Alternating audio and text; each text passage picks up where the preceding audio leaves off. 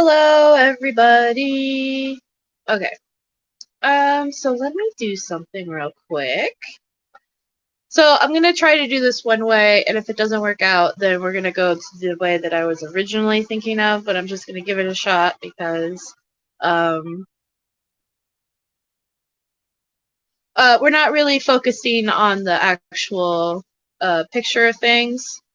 We are mostly focusing on the words that are being said.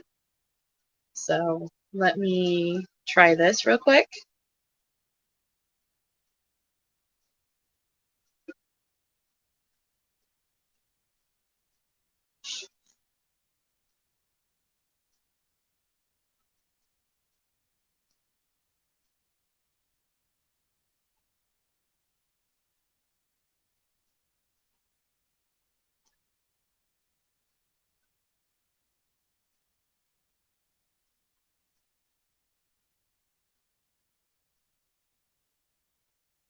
Okay, hold please.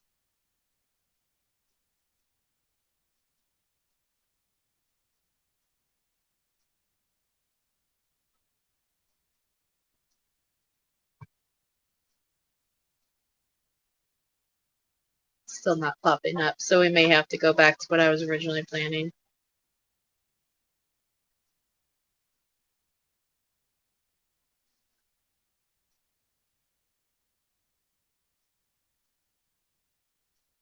Yeah, it's not going to do it. Okay, so we're just going to go back to what I was originally planning on doing, which is I'm going to bring my phone up close to my computer and vice versa, and then I'm going to press play because, like I said, it doesn't really matter watching it because it's supposed to be a podcast, so it's all about the words that they are being said. So before I continue, I just wanted to give like a quick little announcement. Today is my super mods Carrie Neal's birthday. Carrie, so happy birthday to her. She has informed me she is 29. I respect that, and I hope she's having an amazing day. And I did talk to Brendan this morning. He's doing really good. Let's see, now it's trying to do that. We're just going to let that. I exited out of that so that, yep, it went away. Okay, so, and let's see, I talked to Brendan this morning. I passed some supporting ideas that some people have given me, and I'm going to contact those people after the stream. But he loves all supporting ideas. So if you ever have an idea of what you would like, if you have ideas on what you think we should do or suggestions or anything that might help Brendan, please bring them, because I guarantee you they're great ideas, and all ideas are welcomed, because the main focus is to get Brendan home. So yeah, all right, and I think that's all I really have. So without delaying this too much, this is the first time I'm hearing it, so you know, you'll be hearing my reaction in real time. It's about 53 minutes long, and so I couldn't see this stream being more than an hour and 30 minutes. And if you guys have any questions, please feel free to ask them, and let's get this going. Let's see if I might have to refresh this page because it kind of got a little wonky after. There we go.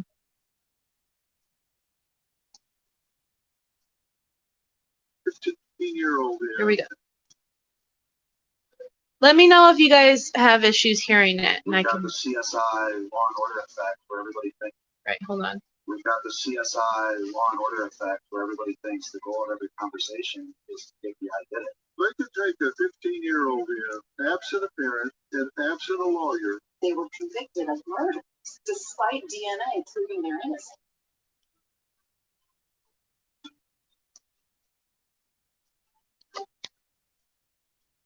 Well, welcome to Fill in the Blanks. We're talking about something I think you will find very interesting today. Many people don't know that the police are permitted to outright lie about evidence to someone they bring into the station for questioning. They are even permitted to lie to minors. Even That's changing, by the way. I just want to make that a little announcement. It is changing. It is a state-by-state thing, and some states are starting to adapt where you can't lie to minors. I think it should be clear across the board you can't lie to anybody because lying is bad, right? So why do you need to lie to get, your conviction? You shouldn't have to trick, basically.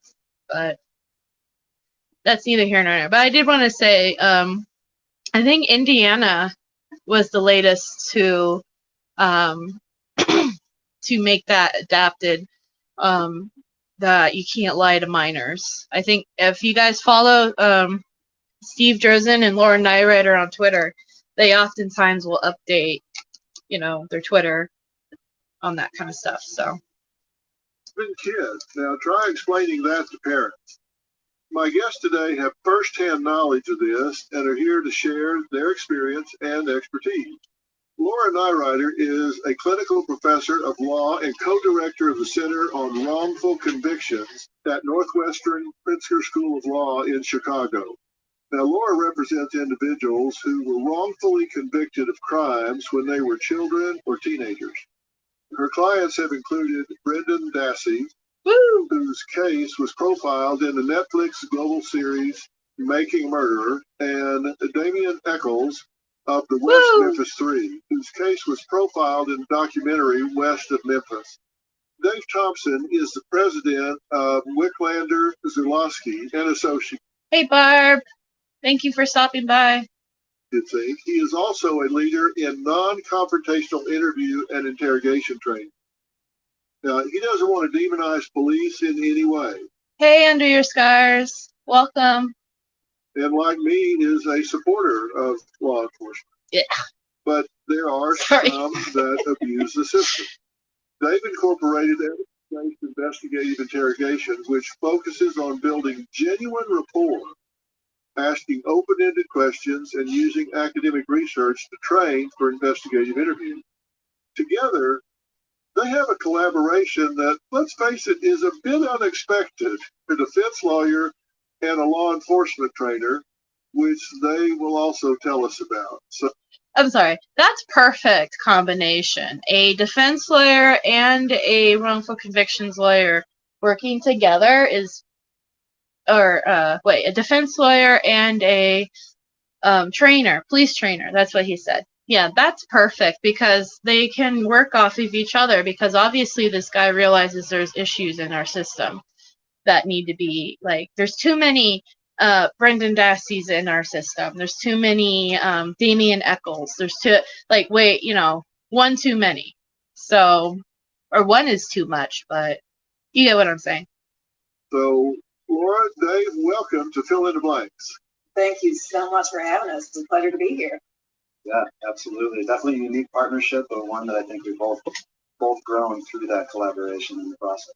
Well, let's talk about how this came about, because frankly, a defense lawyer and someone that works on the police side of interrogation and training police officers on interrogation, these are not birds of a feather usually. So the two of you together, which I love, by the way, and we've worked together before. We've been on the show, the three of us, and I found both of you provocative and informative. But how did this come about, the two of you together? Well, I'll let Dave tell the story, but it's just been one of the most incredible partnerships. And you're right; it's not every day that a defense attorney comes along and becomes a close colleague of somebody who's dedicated to training law enforcement. So I like to think of our evolution here as a way to build bridges, come together around some really important issues, wrongful convictions. No one wants the wrong person convicted. Everybody wants the right person, right, to be taken off the streets, all the except for Manitowoc, to go home at night. So I think that's the foundation for this. And Dave, you can tell the story of what introduced us to each other's work. Yeah, and I think there's probably no better time to talk about this. I mean, we're in such a divisive society right now, whether it's politics, criminal justice, or any kind of reform. And the simple way to put this, and you mentioned Brendan Dassey's name earlier.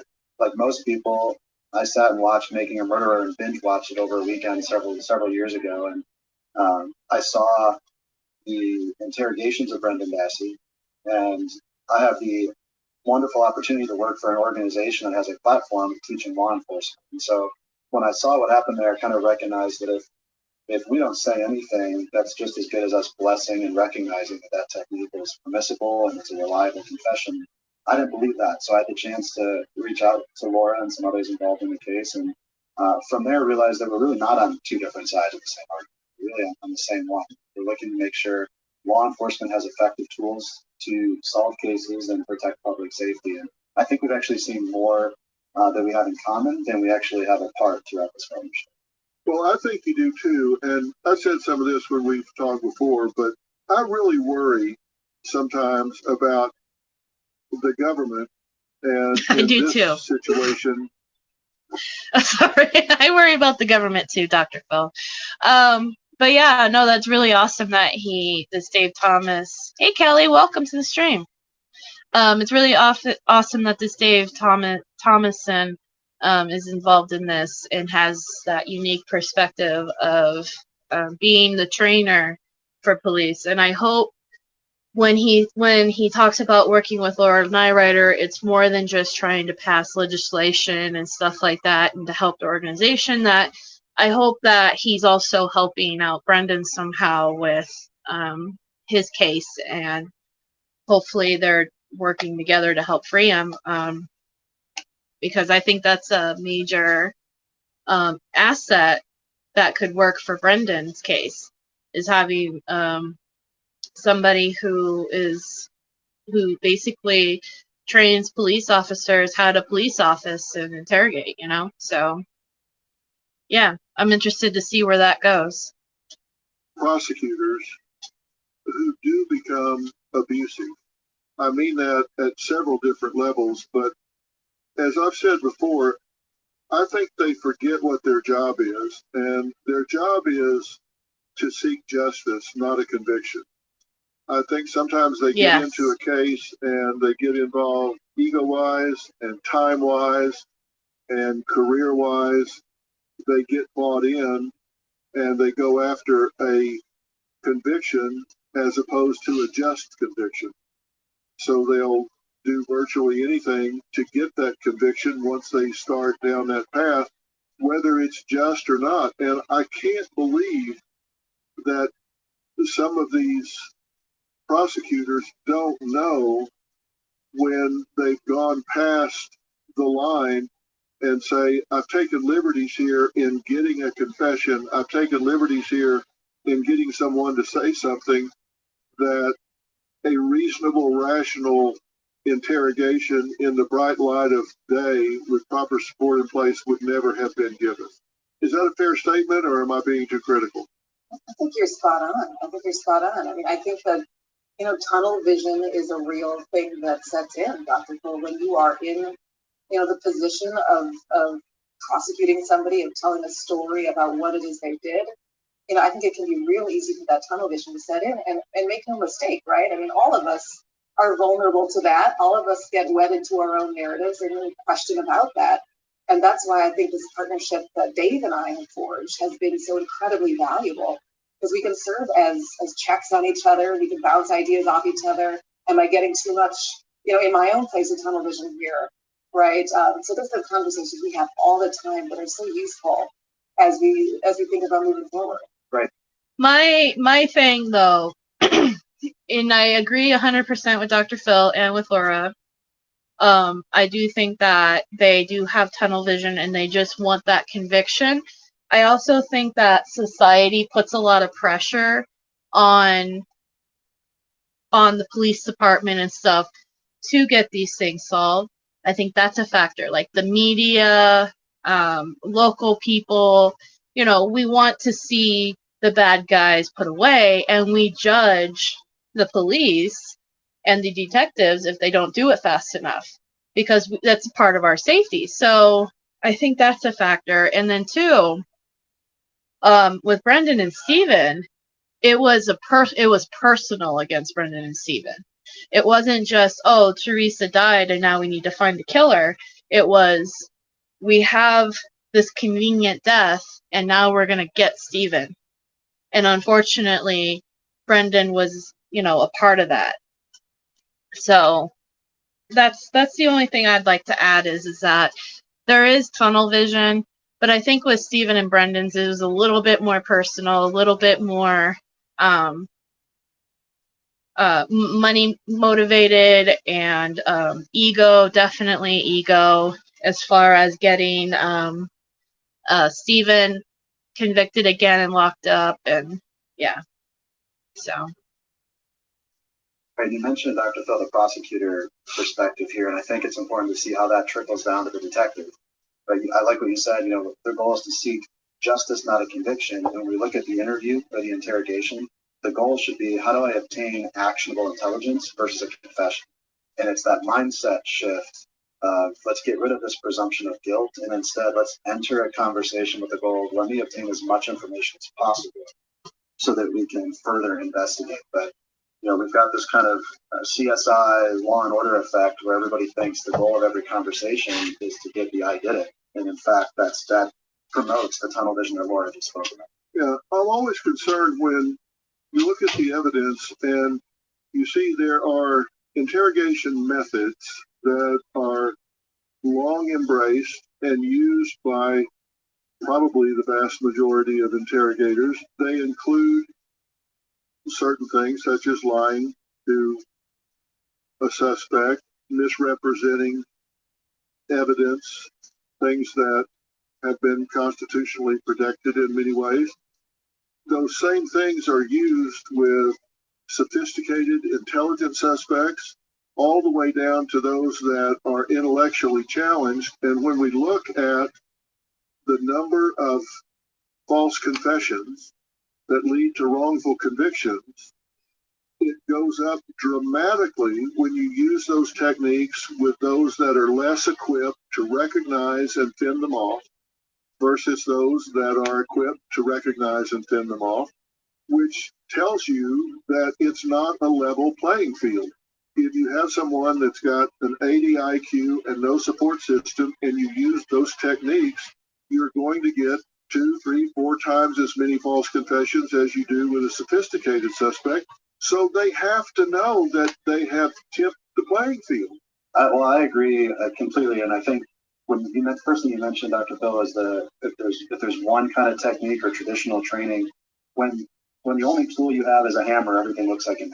And when you think about investigators they're going to talk to a witness, a victim, a potential suspect, regardless of age, or all the other vulnerabilities that can make risk factors.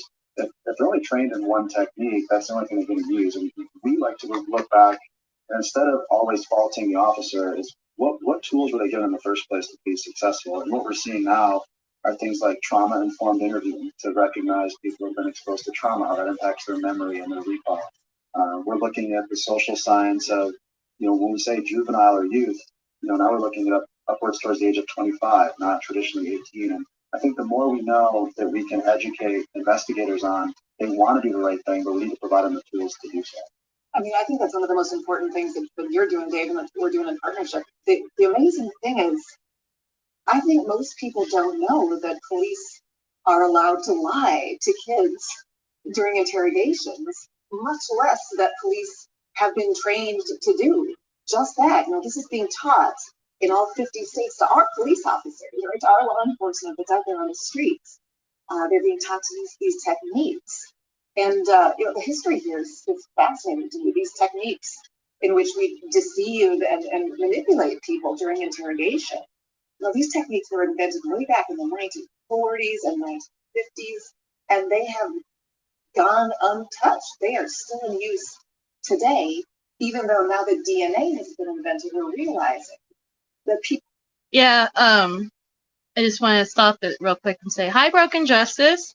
And the state needs to quit giving law enforcement permission to lie to suspects, especially minors. We need a petition to get this stop in Wisconsin.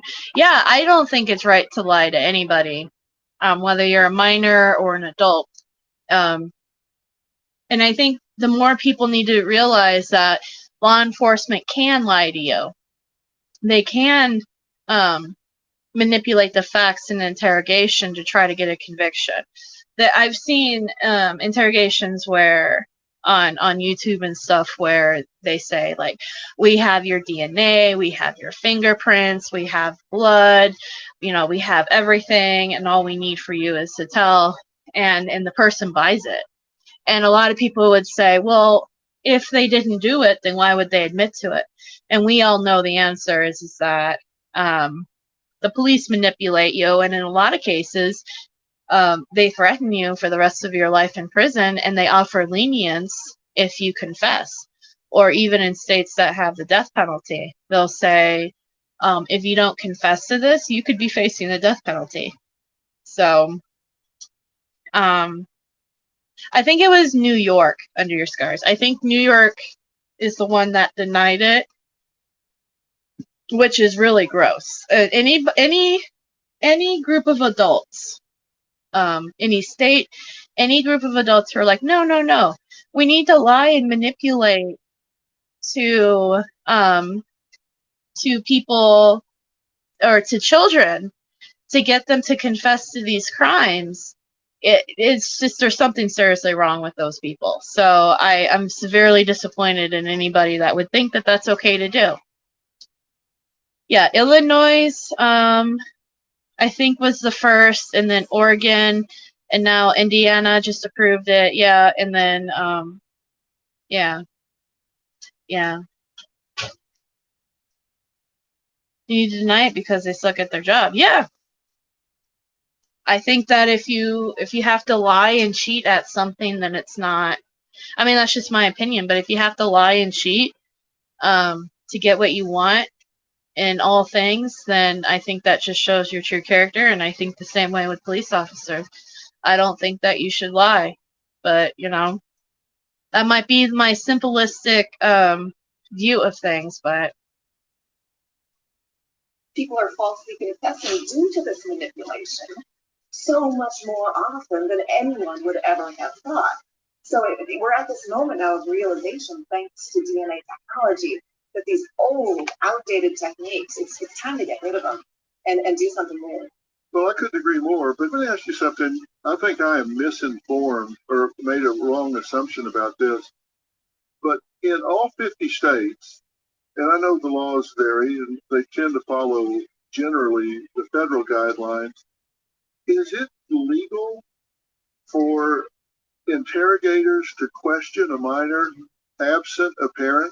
In Yes. most states, that is legal. Now, most states require police, when they want to question your kid, to at least try to notify the parents, right? But a slim minority of states require the parent to actually be there. I think only 13 states require the parent to actually be there. So in most states, the police, if they come to your kid's school, they want to question your kid, they pick up the phone, they try to reach you, it goes to voicemail, they can check the box, they've satisfied their duty, and they can take your child and interrogate them without ever having actually spoken to you. So they can take a 15-year-old in, absent a parent, and absent a lawyer. If the kid doesn't request a lawyer or demand a lawyer, they can Mirandize that kid, lie to that kid about, hey, I'm going to read you your rights, but you're not in trouble here, and then interrogate a child who doesn't even understand the concept of making an admission against interest, doesn't understand what constitutes a violation of the law, doesn't understand what implicating him or herself in a crime might be, whose brain is not even almost finished growing, and therefore can't predict the consequences of their actions, and interrogate that person for hours on end, get a confession, and say, okay, we're wrapped here, cuff them, and cage them. You got it. You got it. Hundreds and hundreds of cases like that around the country where this happens. The child ends up, like you say, not understanding what their rights are in the room. What kid understands what exactly a right to a lawyer means or what a lawyer could do for them in that moment? It's in Brendan's case. Sorry, my dad sees. In Brendan's case, during some of those, they don't even consider, some of the times that they spoke to Brendan, they didn't even legally consider those interrogations, so they didn't even have to read his Miranda rights. And when they finally did get to reading his Miranda rights, in the state of Wisconsin, they said the language is set to where you can basically try to say it the way you want to say it. So while they were reading Brendan his Miranda rights, here, I will even bring it out and I'll show you, not show you, but read to you what the Miranda rights. Okay, now the dog's barking.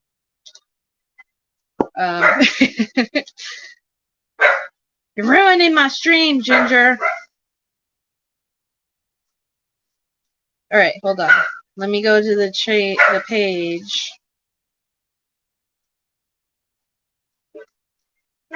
Where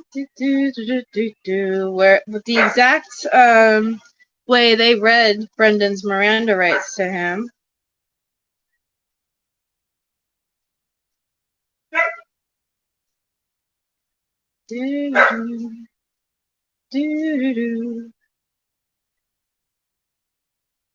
All right.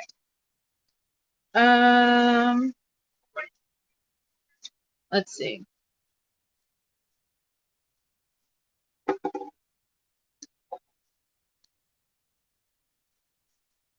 Because I about floored when I read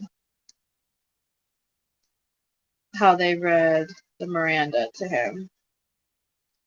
Promises, promises, negating Miranda. Here we go.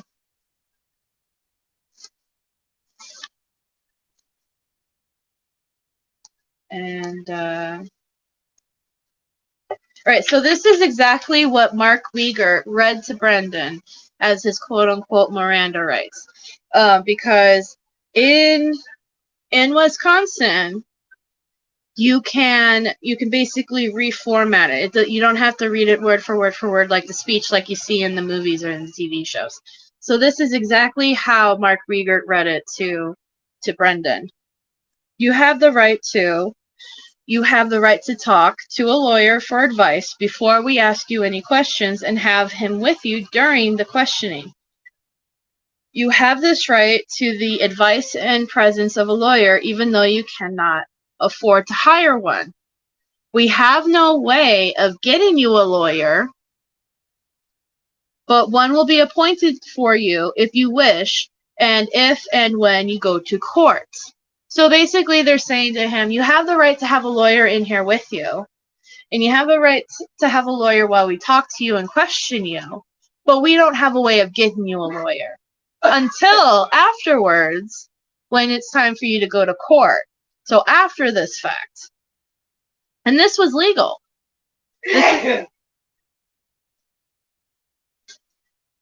This is legal in Wisconsin.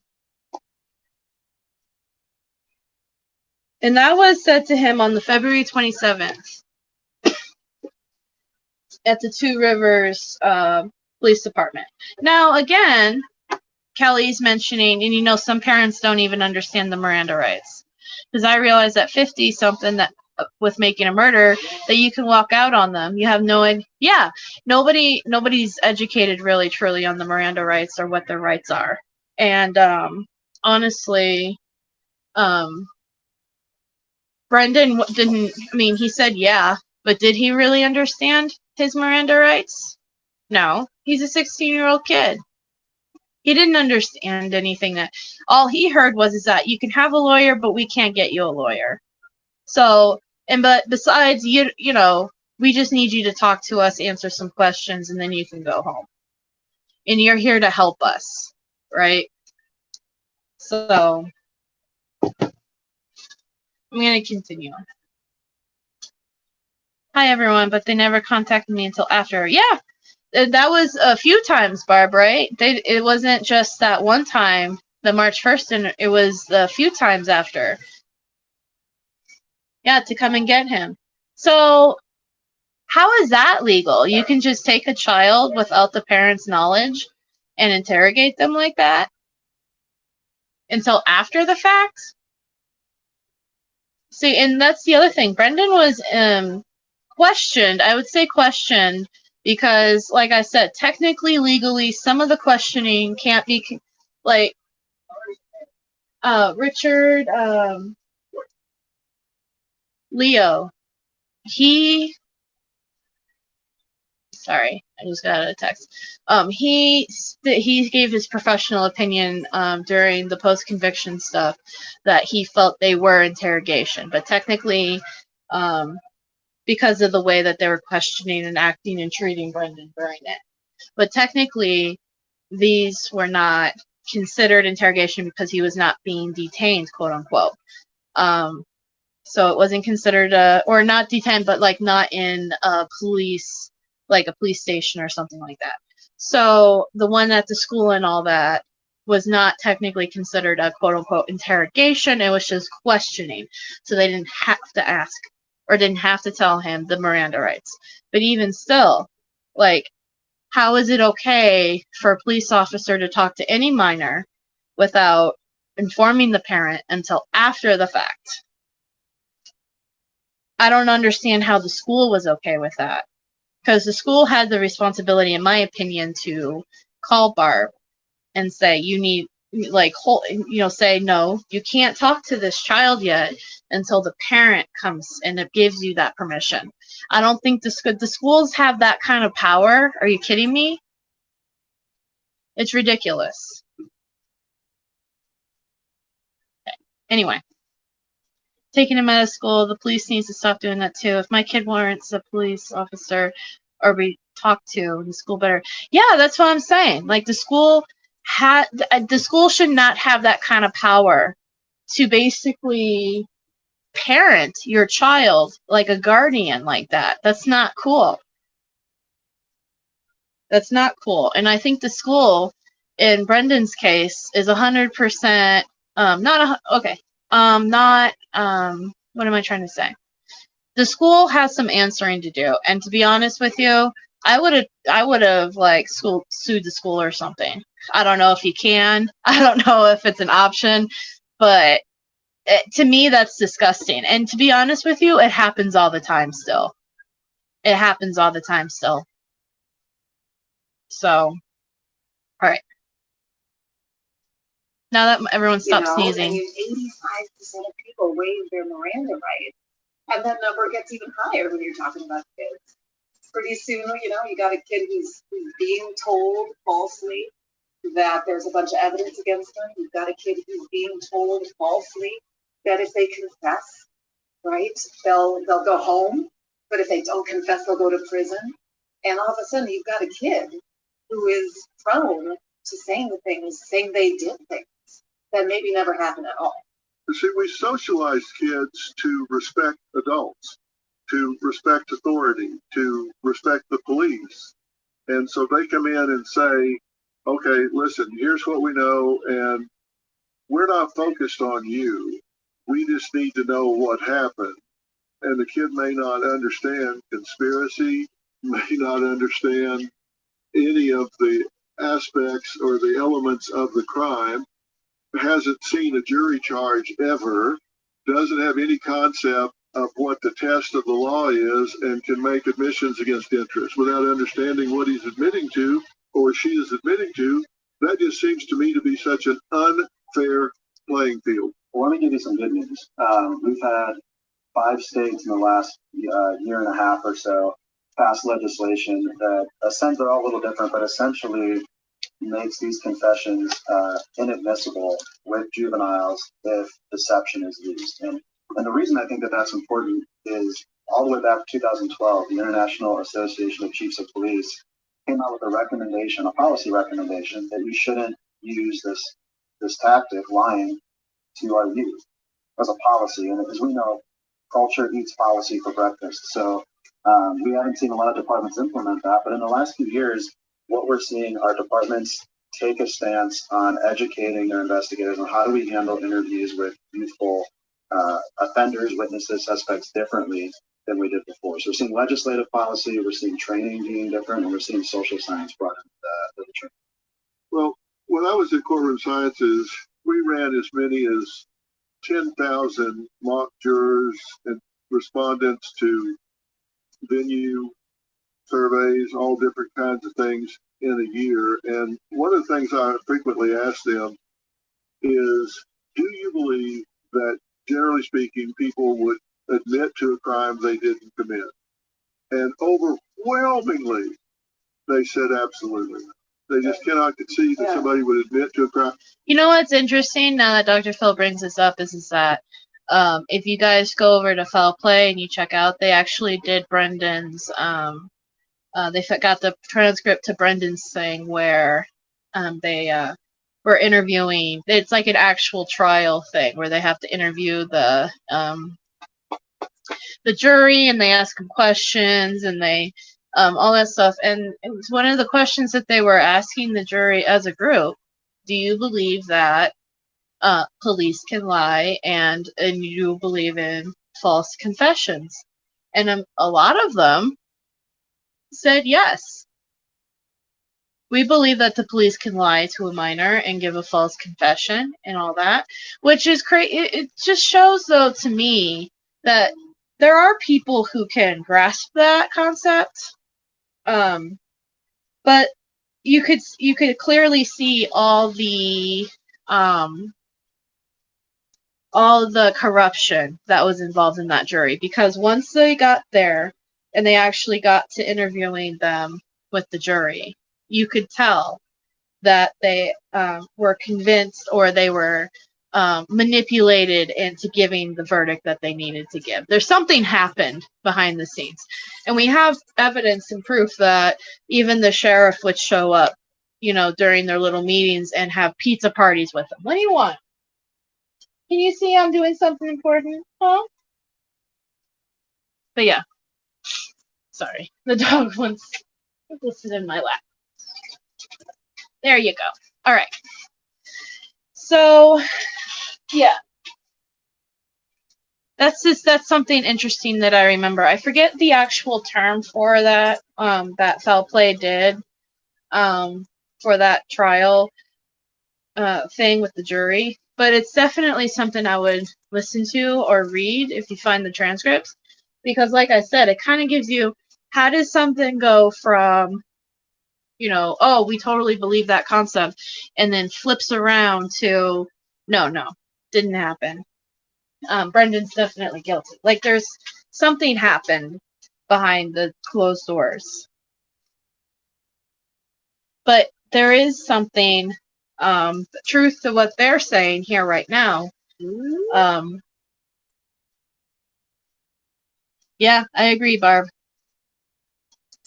I think there is a lot of truth, because I know 9 times out of 10, when I talk to somebody about Brendan's thing, they can't grasp the concept either that how can you confess to something you didn't do? So I do think that is what they're saying is also true. All right. Big yawn. They didn't commit. So they have a preconceived notion that if they said they did it, they did it. People just don't admit to something they didn't do. So if you get a confession, that weighs heavy on the jury. There's no question in my mind about that. But the truth of the matter is, we're seeing, as you say, Laura, over and over, that that's just simply not the case. Well, the cases that'll floor you, and I think are a great illustration of your point, Dr. Phil, are these cases in which, you bring a teenager into the interrogation room, they're questioned for hours using deceptive tactics, no parent, no lawyer, kid is scared, kid offers up a story finally because he thinks that's what he needs to do, offers up a confession. This has happened in Chicago all the time, actually, in a couple cases most recently that I've worked on. The Dixmoor 5 and the Englewood 4 groups of teenagers actually were brought in and confessed to murders in these 2 separate cases. And what's amazing about these cases is that you've got kids confessing to these murders. And in both cases, before trial, the DNA evidence from the crime scene was tested. And it excluded every single one of these kids. These kids were ghosts at those crime scenes. They just weren't there. But because they had confessed, in a courtroom in front of a jury. At the end of the day, they were convicted of these murders, despite DNA proving their innocence, because they've confessed. That's how potent this evidence is. That's how powerful this belief, this myth, right, is that no one would confess to a crime they do. How is that not prosecutorial misconduct? Because the jury might not understand all of the nuance of that, but the prosecutor damn sure does. The medical examiner damn sure does, and the judge certainly does.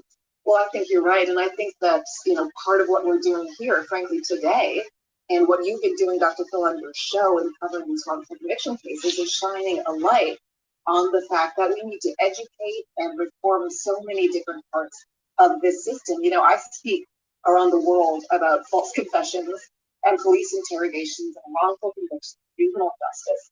And turns out, a lot of prosecutors don't understand about false confessions. A lot of defense attorneys don't understand about false confessions. And you got lawyers out there saying, I took a case, this kid confessed, I'm done. There's nothing I can do to help.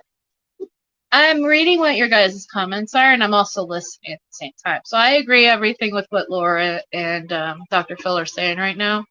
But I'm reading what you guys are saying, and I think what we can try to do, maybe we can start writing, emailing, and sending postcards to Dr. Phil, and saying, hey, is there a way you can use your platform some more and help Brendan out? Like, reach out to Governor Evers. Like, he's got a good platform. The same thing with Kim Kardashian. One of the ideas I actually had a couple of days ago was maybe we can send Dr. Phil a t-shirt, one of the We the People t-shirts. Maybe I can design him a special Dr. Phil t-shirt with his, name on the front that says, Dr. Phil or something like that, and then send it to him. So, I think that's where we can start, is maybe just an outpost in the group. We should all start writing to Dr. Phil, tagging him in our tweets, with Governor Evers, and seeing maybe he can do something more with his platform. Because I don't know, obviously, I don't think people like Dr. Phil or Kim Kardashian is gonna free Brendan, but they have a platform where they can definitely put pressure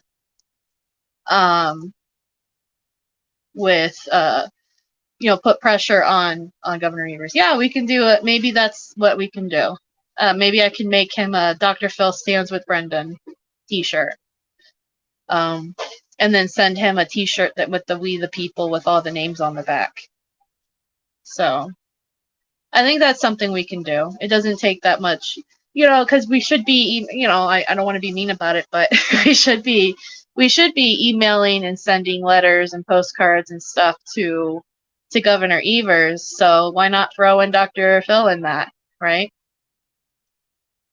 So, but yeah, no, I'll see if I can get his address to where we can start sending him postcards and stuff, and we can just start writing and seeing what happens. But I think that's a great idea.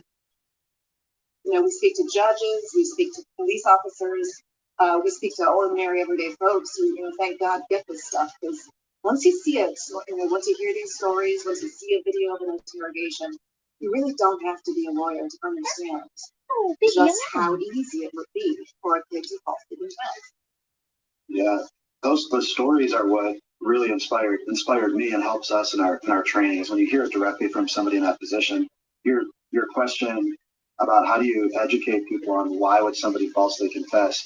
It's about storytelling, and for the listeners, it's about imagining if your child was picked up or questioned by law enforcement or anything. What would you want them to do, right? You'd expect your child to tell the truth. And if they attempt to tell the truth, but the investigator doesn't accept it and tells them, no, that can't be what happened. Maybe lies to them and says, we have witnesses that put you at the scene, or we have your fingerprints. What would you want your child to do? And for the people that are listening, not every child has the capacity to call mom or dad, or the funding to call an attorney, or the maybe societal awareness that they even have one.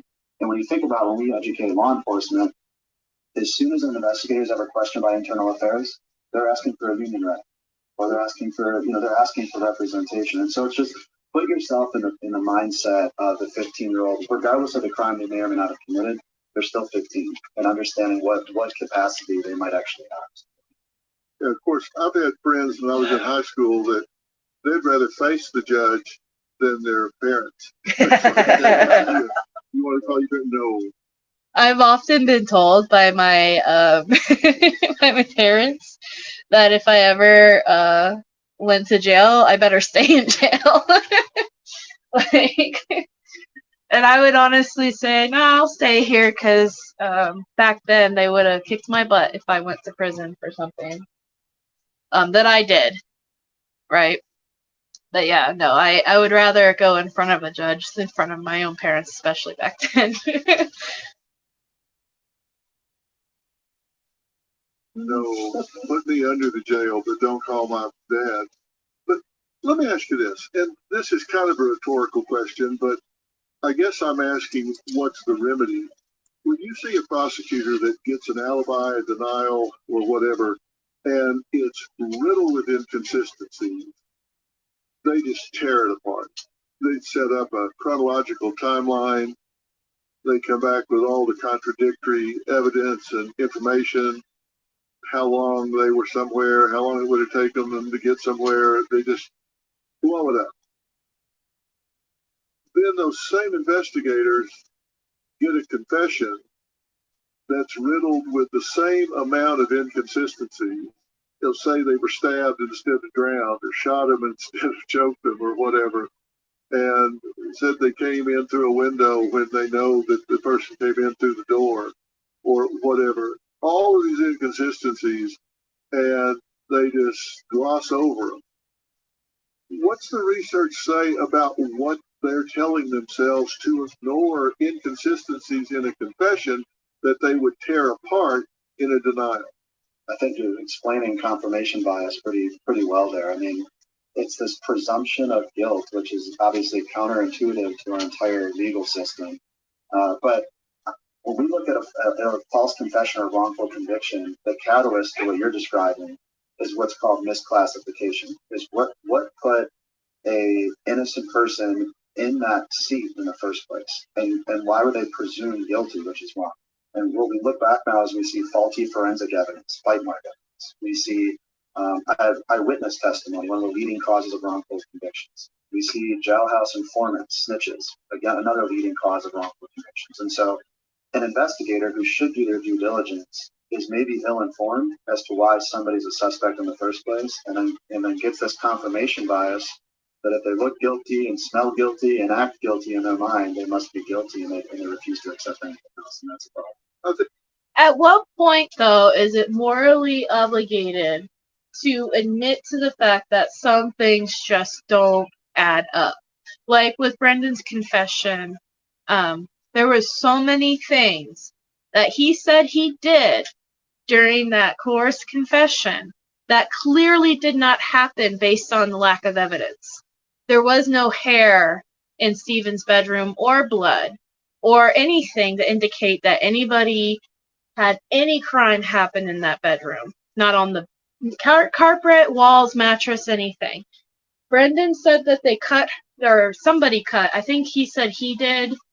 He cut her throat with a knife, and that Stephen even stabbed her with a knife in the belly. And that they put the knife in the RAV4 underneath one of the seats. They've never found that knife. There's no technical, they never technically found the murder weapon. They have a gun that they try to match ballistically with the 22, but they can't even 100% link the 22 round to the victim. So you have some kid who's giving some like really over-exaggerated fairy tale of a story, basically, from a movie or a book that he may have watched or read, with details in it that are so specific, but not a single shred of evidence matches it. At what point is the investigator who then continues to use this kid and to use him and get him convicted, when does that investigator get held liable? When do law enforcement say, Mark, you're wrong? Like, shouldn't the court step in and say, Mark, this is obviously bullshit? Or a supervisor, or some sort of checks and balance system. Like, do these investigators literally have that much power to send innocent people to prison with absolutely no physical evidence based on a story that made no sense? It's scary. It's absolutely terrifying that anybody could be, it doesn't matter if you're a kid or an adult or anything. Anybody could be in Brendan's situation. And the second that you agree with the interrogators, no matter what you pull out of your hat to tell them and give them, and then they say, like, yeah, okay, it doesn't make any sense. We have absolutely no evidence to prove that it happened, but we're going to send your ass to jail now. Like, it just doesn't make, it's crazy to me. When are these investigators going to be held accountable? That's my question. And there's got to be some, who, the whole, who watches the Watchmen? Who's actually supervising these people? Are they literally just do whatever they want, whatever the fuck they want in these cases, and just like, yeah, no, we think it's this kid, so we're going to go for it. And there's absolutely nothing to stop them. There's absolutely nobody to step in and say, Mark, this kid's stuff doesn't make sense. And I don't think, like, anybody who actually read Brendan's confession could tell that it was bullshit from the beginning. Nothing in it made sense. It was full of contradictories, and there was absolutely no evidence to prove half of it even happened. I mean, it's just, and yet it still went through. It's just, there's got to be, I can't, mentally, I cannot accept the fact that detectives can do this and not be held accountable. It's crazy. I think that's a very generous explanation. Because you can't tell me that if somebody knows somebody was stabbed 37 times and somebody says, well, yeah, I choked them with a dish towel and then stabbed them in the leg and they bled out, and they know they were stabbed 37 times, that's beyond confirmation bias. That's negligence. Right. It's negligence. Well, and it's willful blindness. One of the things that was fascinating to me when I started learning about how interrogation works is when those interrogators walk into the room, right? They are very often taught that you don't interrogate in order to figure out if the person is guilty. You only interrogate after you believe them to be guilty. So the goal of interrogation is not to, figure out whether you did it. It's to get a statement from you admitting that you did it. And so that's the goal, right? If the goal is, okay, let's just get him or her to incriminate themselves, I think that for way too long, folks have been willing to accept statements that are wildly inaccurate about the way the crime happened, because the goal has just been to get them to say something that makes them sound guilty. And that's why we got to change those goals. And I think, and I know Dr. Philly said, what's the remedy? I think one of the things, doesn't fix the problem, but it creates transparency, is recording of the interrogation. Because all too often it doesn't fix the problem. Confession. How do you fix the problem then? Like, that's what I want to know. I mean, I guess he'll get there when he gets there. But my thing is that how are we... I cannot accept the fact that people are okay with interrogators lying and making children, nonetheless, give these inaccurate confessions and then just being like, oh, well, that's just how it goes. It sucks, doesn't it? Like, there's got to be something. It sounds like we're sick over here. I promise you we're not. My dad's just a loud sneezer. Okay. is the only thing that a judge or jury sees, and that might be accurate, but it may have taken 30 variations of that story to become accurate. And if we don't see how that transpired, it looks like a reliable confession when in fact it's the result of fact feeding and altering of the story for the last 2 hours in the room. So recording doesn't fix it, but at least provides transparency to how we got there. And we saw that with Brendan Dassey. Clearly, this was a confession by successive approximation. Well, what did he do to her head? What did he do? And finally just tells him, and then says, well, why didn't you tell me that? Well, you didn't tell me that because you didn't know. That's right. That's right. Here you've got a 16-year-old, 10th grade special education student, right, who is pulled into the police station. He's interrogated 4 times over a period of 48 hours. 3 of those times with no parent present, 4 of those times with no lawyer present. And you've got this kid who is told that he's going to be charged with murder unless he starts filling in the blanks of what the interrogators think happened. And he starts guessing because he's scared. And the whole thing's on tape, right? All these interrogations are on tape. And you can just watch his story, reflect what the interrogators are telling him. And they get to this point, the most important point, right? This is a murder case. The most important point of this whole interrogation is, did you kill her? And if so, how? Right? And the interrogators know that she had been killed by being shot in the head. So that's what they're looking for Brendan, for this special education student, to say. So they say to him on tape, right? How was she killed? And this is one of the most unbelievable sequences of any interrogation tape I have ever seen. Because here's this 16-year-old, he says, did we stab her?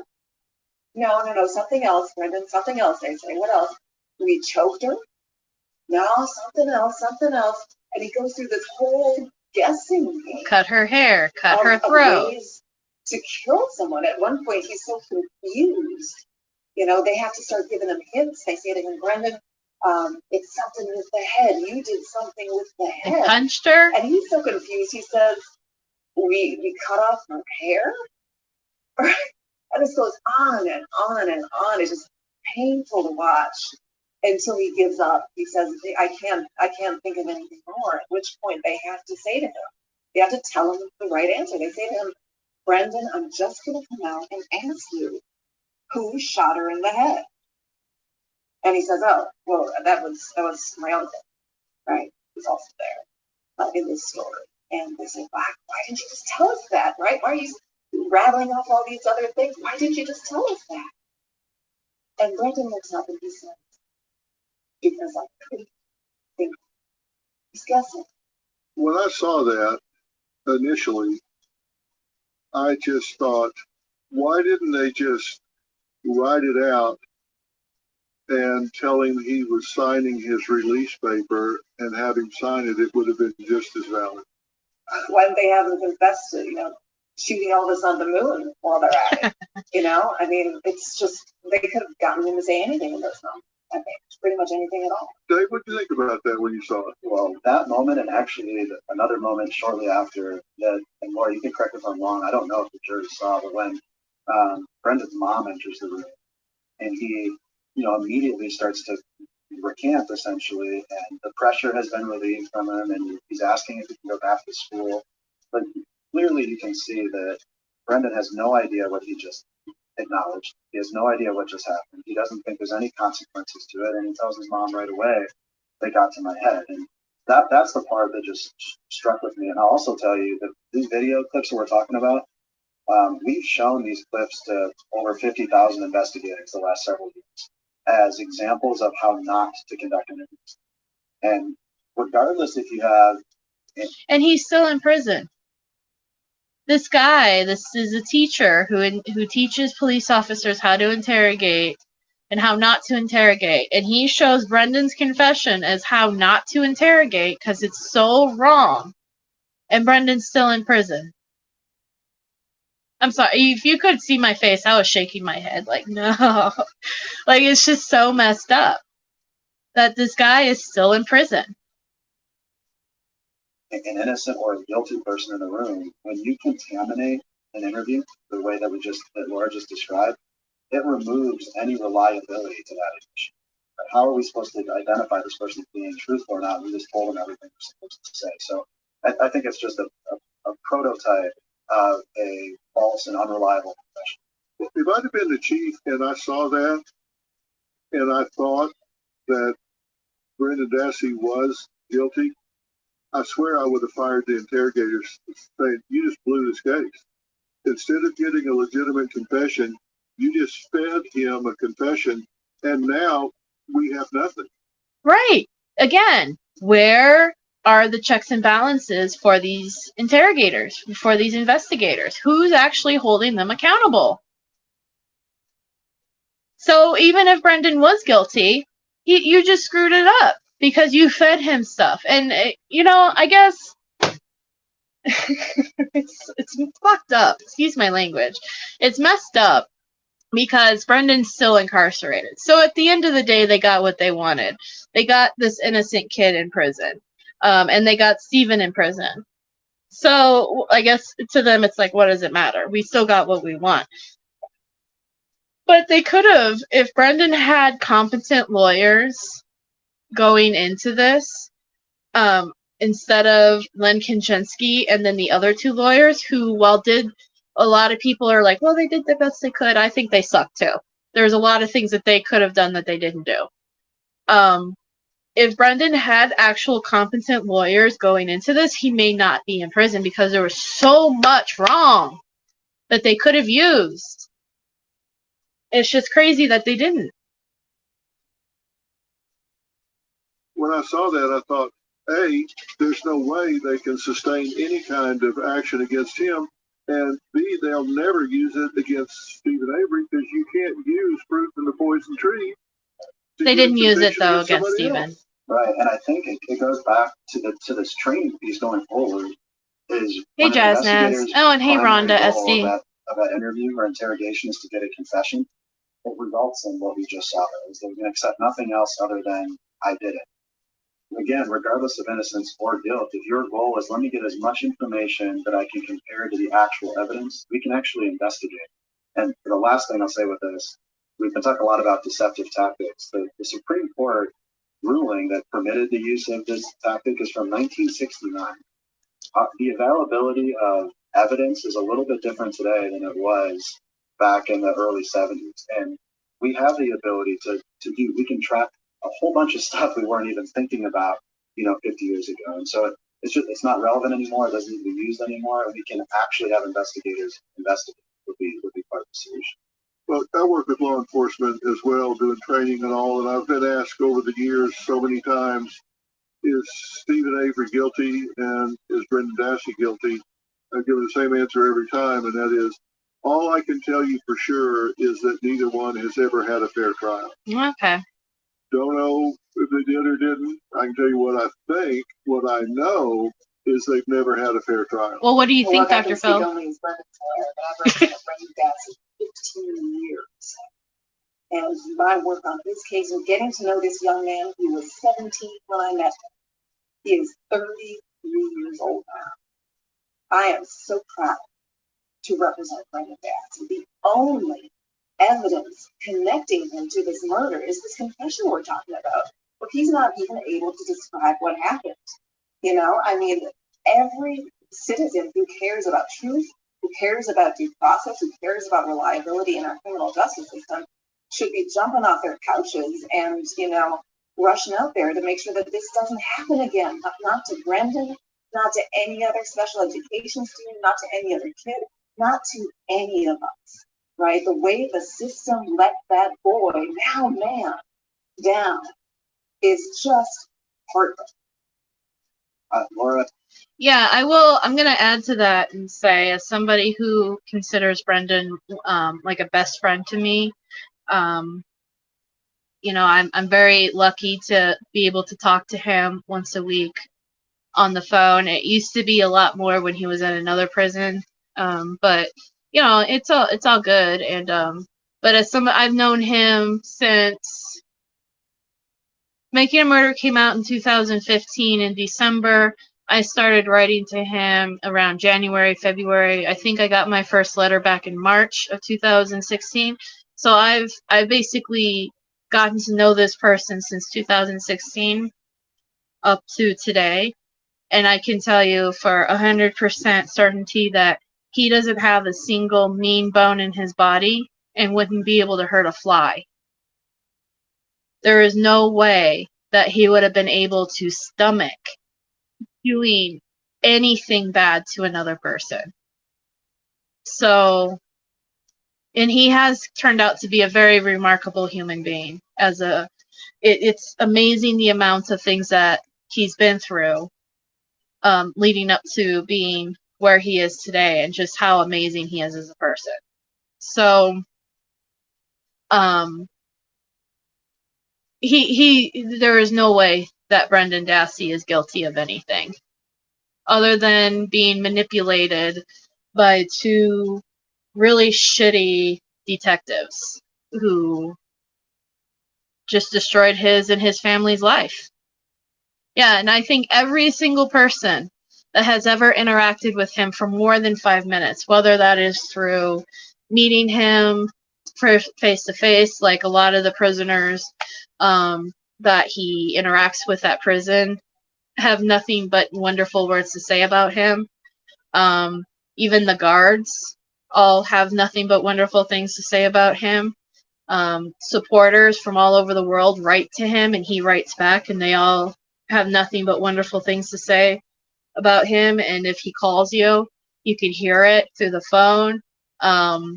He is just a genuinely amazing person who is kind-hearted, and he would never hurt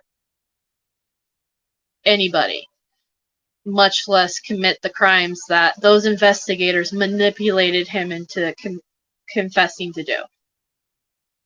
So, yeah, I will add that. Yeah, it is absolutely, once you really get to know him as a person, and once you start writing to him, and everybody should write to him and get to know him on that same level. You will see for yourself he is not capable of doing any of what those interrogators made him say. He can't even look at the sight of blood. He'll pass out. And you think he stabbed somebody or cut their throat? No, it's not right. And it's crazy to me that he went through a trial and sat there as that 16-year-old boy who looked like he couldn't hurt a fly. He looked scared and just closed in on himself. He looked like a scared child. And you think that he committed a heinous murder the way that they say that he did.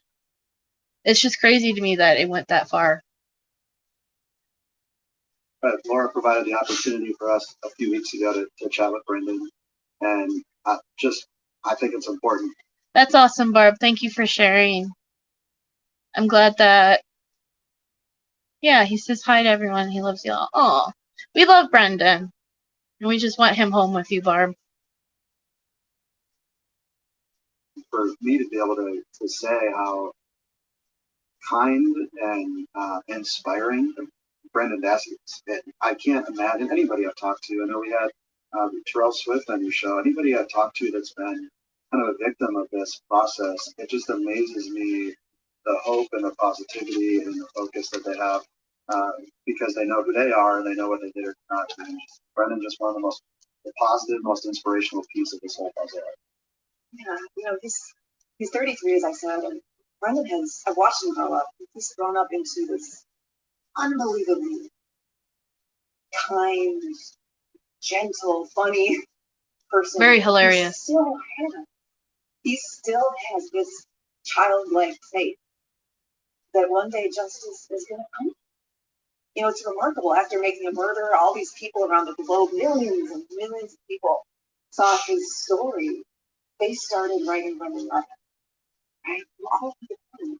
You get these letters. He still gets 5 or 10 letters every day. Really? Ordinary people who just, it's nothing profound or eloquent, who just put down on a piece of paper, hey, Brendan, yes. hang in there, thinking of you, I believe in you, hold your head up high, the truth is going to come out. This kind of stuff. He still gets these letters every day. He keeps them, and he writes back to as many people as he can. You know, given his limitations, he writes back to as many people as he can. Because those letters, you know, finding their way to his prison cell in rural Wisconsin, some from Australia, some from, you know, the other side of the country, some from just down the street in Wisconsin. Those letters give him an enormous. Well, what is next for him? That's why I tell people, and I'm going to do the thing. Hey, thanks, Laura. I'm going to clip that too. And I'm going to make a TikTok out of it. Because it's the truth. It's 100% the truth. Brendan loves hearing from all his supporters. And I tell people all the time, please, I just said it before she even said it too. Please write him a letter. Where's that picture? Oh, no. There it is. Please write him a letter. And I tell people all the time because people are like, I don't know what to write him. I don't know.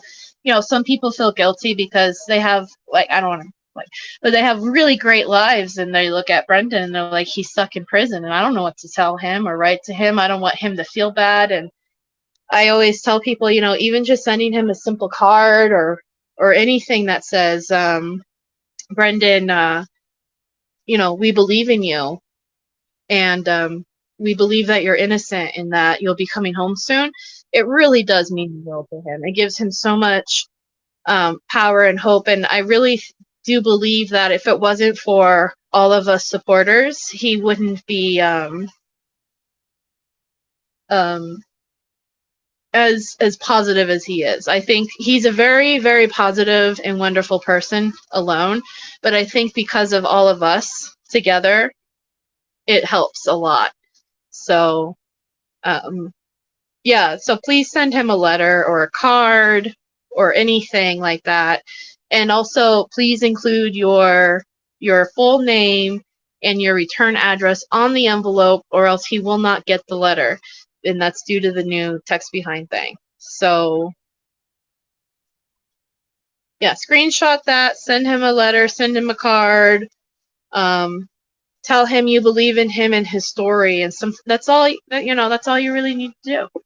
If you don't, and you can, and by the way, even if you have the world's perfectest life, tell him about it.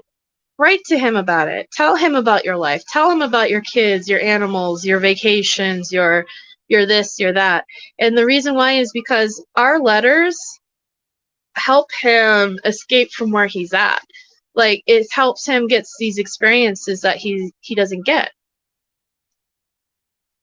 Yeah, text behind is still, I mean, it's still there.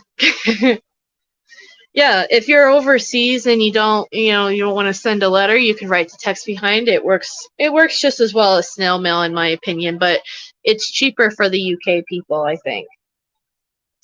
But just remember, if you go to textbehind.com and you choose to send a letter through text behind, still include your name and your return address on the actual, like, letter that you write to him, because when they give him that letter, it gives the name, but they don't have the return address. And he really does try to write back to everybody. So just letting you know on that one.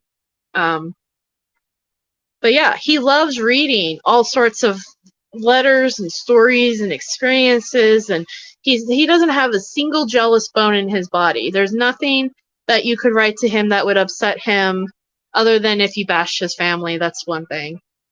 But if you talk about your life, talk about these experiences and your stories, and he really does appreciate it.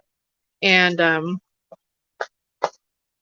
yeah, that's what I wanted to add on that. So, all right, we're almost done. And what's it going to take for him to get released, get reconsideration, get a fair trial? What's it going to take? It's going to take courage, Dr. Bill.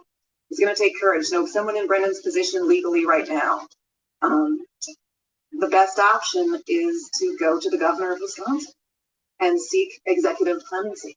In this case, a commutation, which means a cutting short of a sentence, essentially an act. That can't be the only thing. So that's all that's left?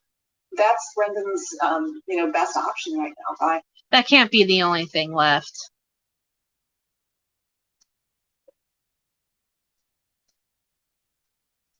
There's got to be more, like, legal stuff you can do, Laura. That can't be the only thing left. By a mile. So right now, we are in a process of education, of collaboration, reaching out to folks around the state of Wisconsin. Hey, have you heard about Brendan Dassey? Come talk to someone like Dave, right? A law enforcement authority who knows what he saw when he saw those tapes, who's shown those tapes to 50,000 cops around the country to train them. Come and just sit down with us, talk with us, watch this video, meet Brendan. And, I guarantee once you approach this case with an open mind, there's only one right, decent. But what do you... Which is free Brendan. What do you do when the governor refuses to listen, though? Ah, man, that was such a bummer.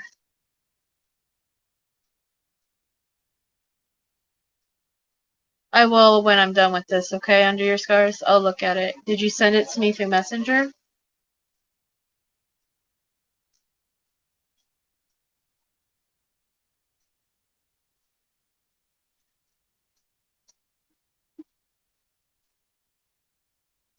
I feel very discouraged by that answer that Laura just gave, because I feel like Governor Evers isn't listening, and I feel like we're banging our head against the wall. And, he's not listening. That can't be the only thing that we can do. And what is his sentence right now? He was sentenced to life in prison with the first possibility of parole in 2048, when he will be 59 years old. 2048. That's right. That's right. Good God. We can't keep doing this until 2048, Laura. Because of all these problems with his case that we're talking about. During his trial, when he was on trial back in 2007, the prosecutors actually offered him what they call a mercy plea. No strings attached, just say you did it. We'll give you 15 years. You don't have to testify, nothing. Just say you did it 15 years. He said, no, I didn't do it. I want to go to trial. I want to get through this trial. I want to prove my innocence. Now, because he went to trial and was convicted, because people don't understand why someone would falsely confess, right? Right. Now he's got life in prison. He's done way more than 15 years. He's coming up on 17 years. Yeah, he would be out. That's right. That's right. But he stuck to his principles, and it landed in a life sentence. That's sad. Nobody knows. But like I said, what I know for absolute certain is he has never had a fair trial, and he certainly hasn't had a fair shake. I'm having lunch this afternoon with Marty Tankliff. I worked on his case back when he was still in. I'm trying to get him out, and as you know, he was exonerated. Yeah. Got out, became an attorney, is now adjunct professor at Georgetown, and works on just these kind of cases, and has a family. And you just hope when you give people the chance they deserve, you see what happens. It's just astounding to me.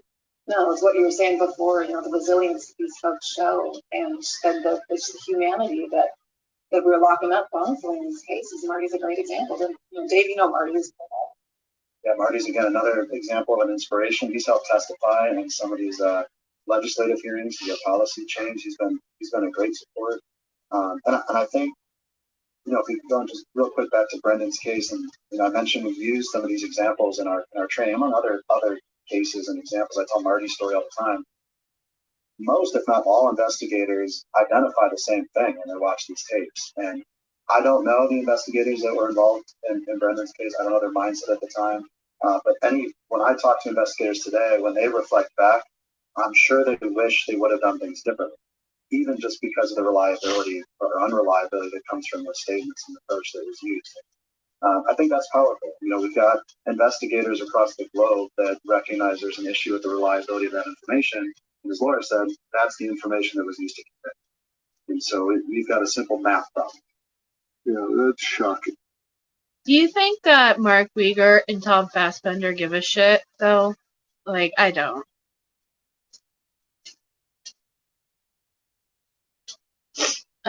Sorry, I was just caught up in my feels by what she said, so I was trying to recompose myself. I feel like Evers knows how to controversial this is with Brendan, so I'm thinking he'll wait until the end of his term to grant clemency. And we thought that with his first term, and unfortunately that didn't happen. And I don't know. My mind goes to, oh, it's been 17 years, and so much time. It just keeps going by, and it doesn't stop. And like, I can't. Are we really gonna wait for another 3 years for somebody to try to do something that isn't interested in doing it right now? Like, I feel like if he wanted to free Brendan, he would free Brendan. I mean, that's just how I feel about it. I think putting all our eggs in the Evers basket, like us as supporters, I get why we reach out to Evers. I get why we keep the emails going, keep the postcards going, keep the letters going, phone calls, tweets. That's our job, in my opinion, as supporters, is to do this, right? I feel a little bit heartbroken that, and I hope that she's just not saying what they're doing behind the scenes. Like, maybe they are going to court with filing stuff. I just don't think it's a good idea to put all of that for Laura's side of things into the Evers thing right now, because we don't know.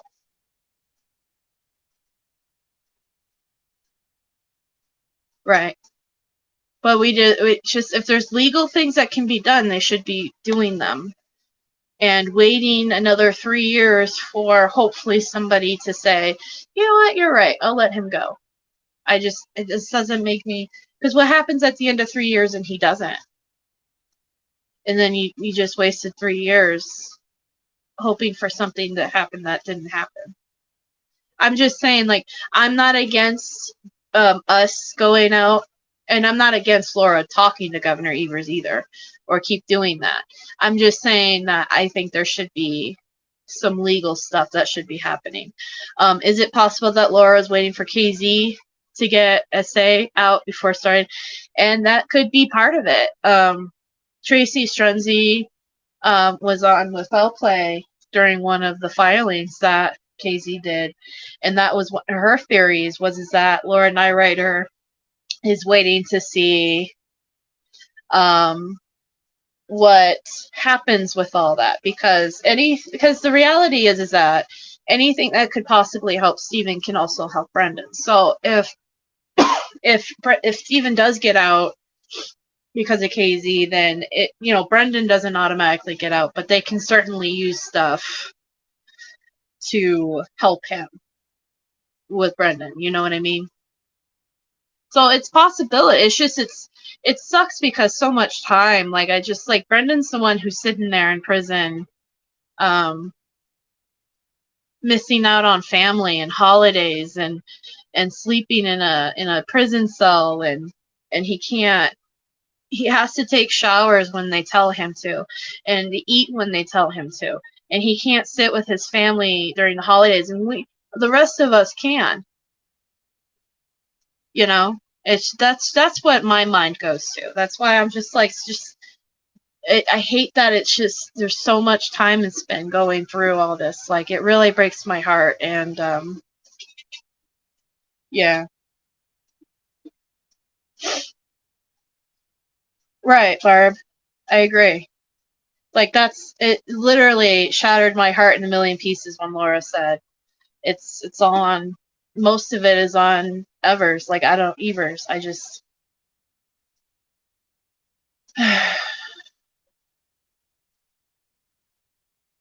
all right, I'm gonna play, and then I'm gonna check my email at the same time. So I'm gonna go ahead, and we're almost done, guys. I think we've got like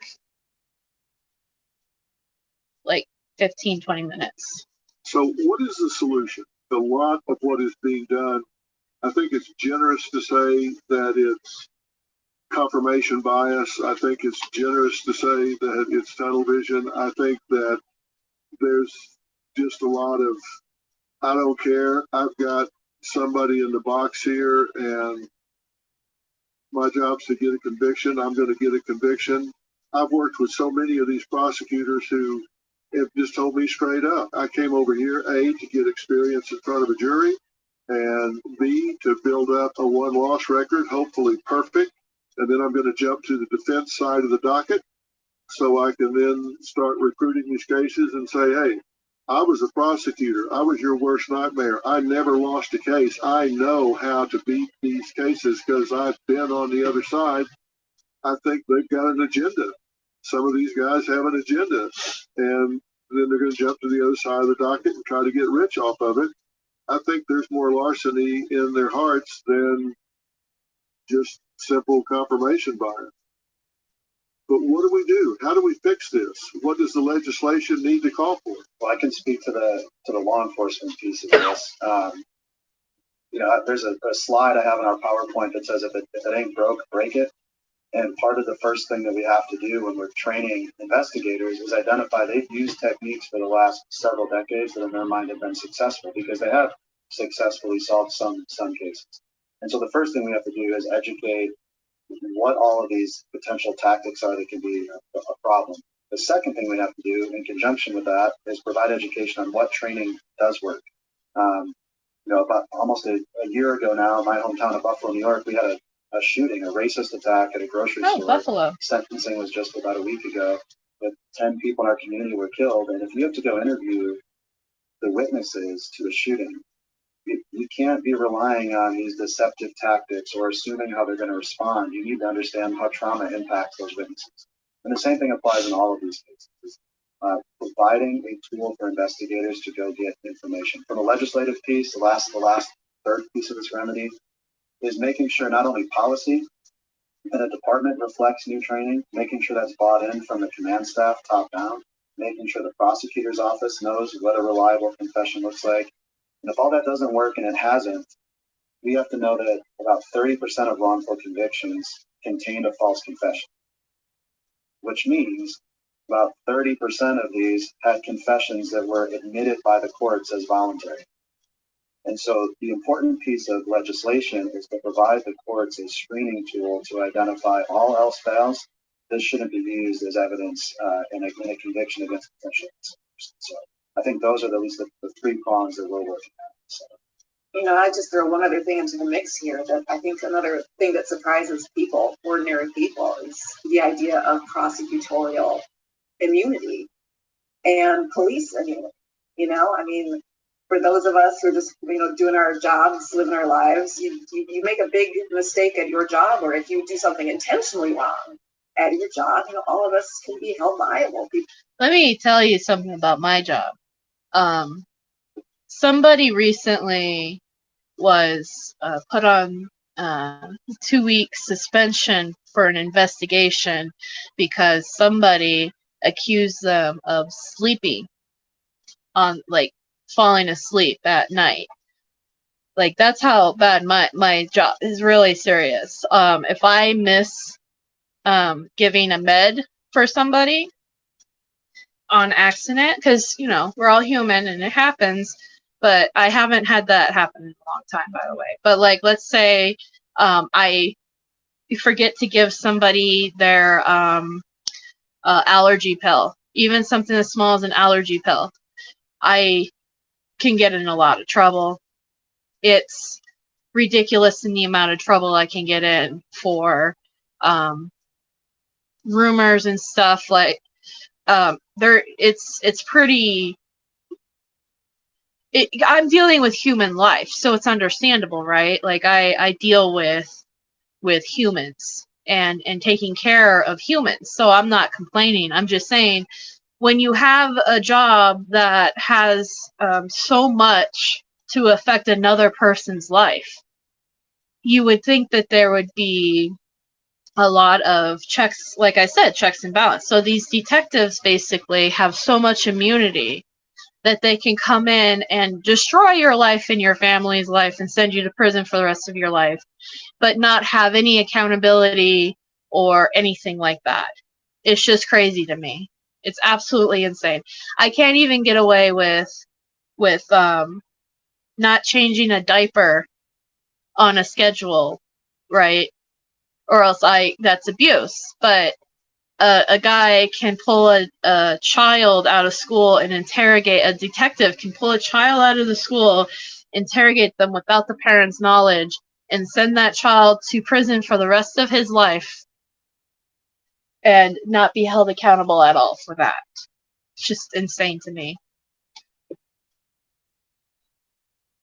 They can sue us, right? I can get sued as a lawyer for malpractice. We can all get sued in different ways, held accountable for the things that we do wrong. But what's wild is that for police and prosecutors, it's not the same, right? They have been carved out of that system and given special immunity.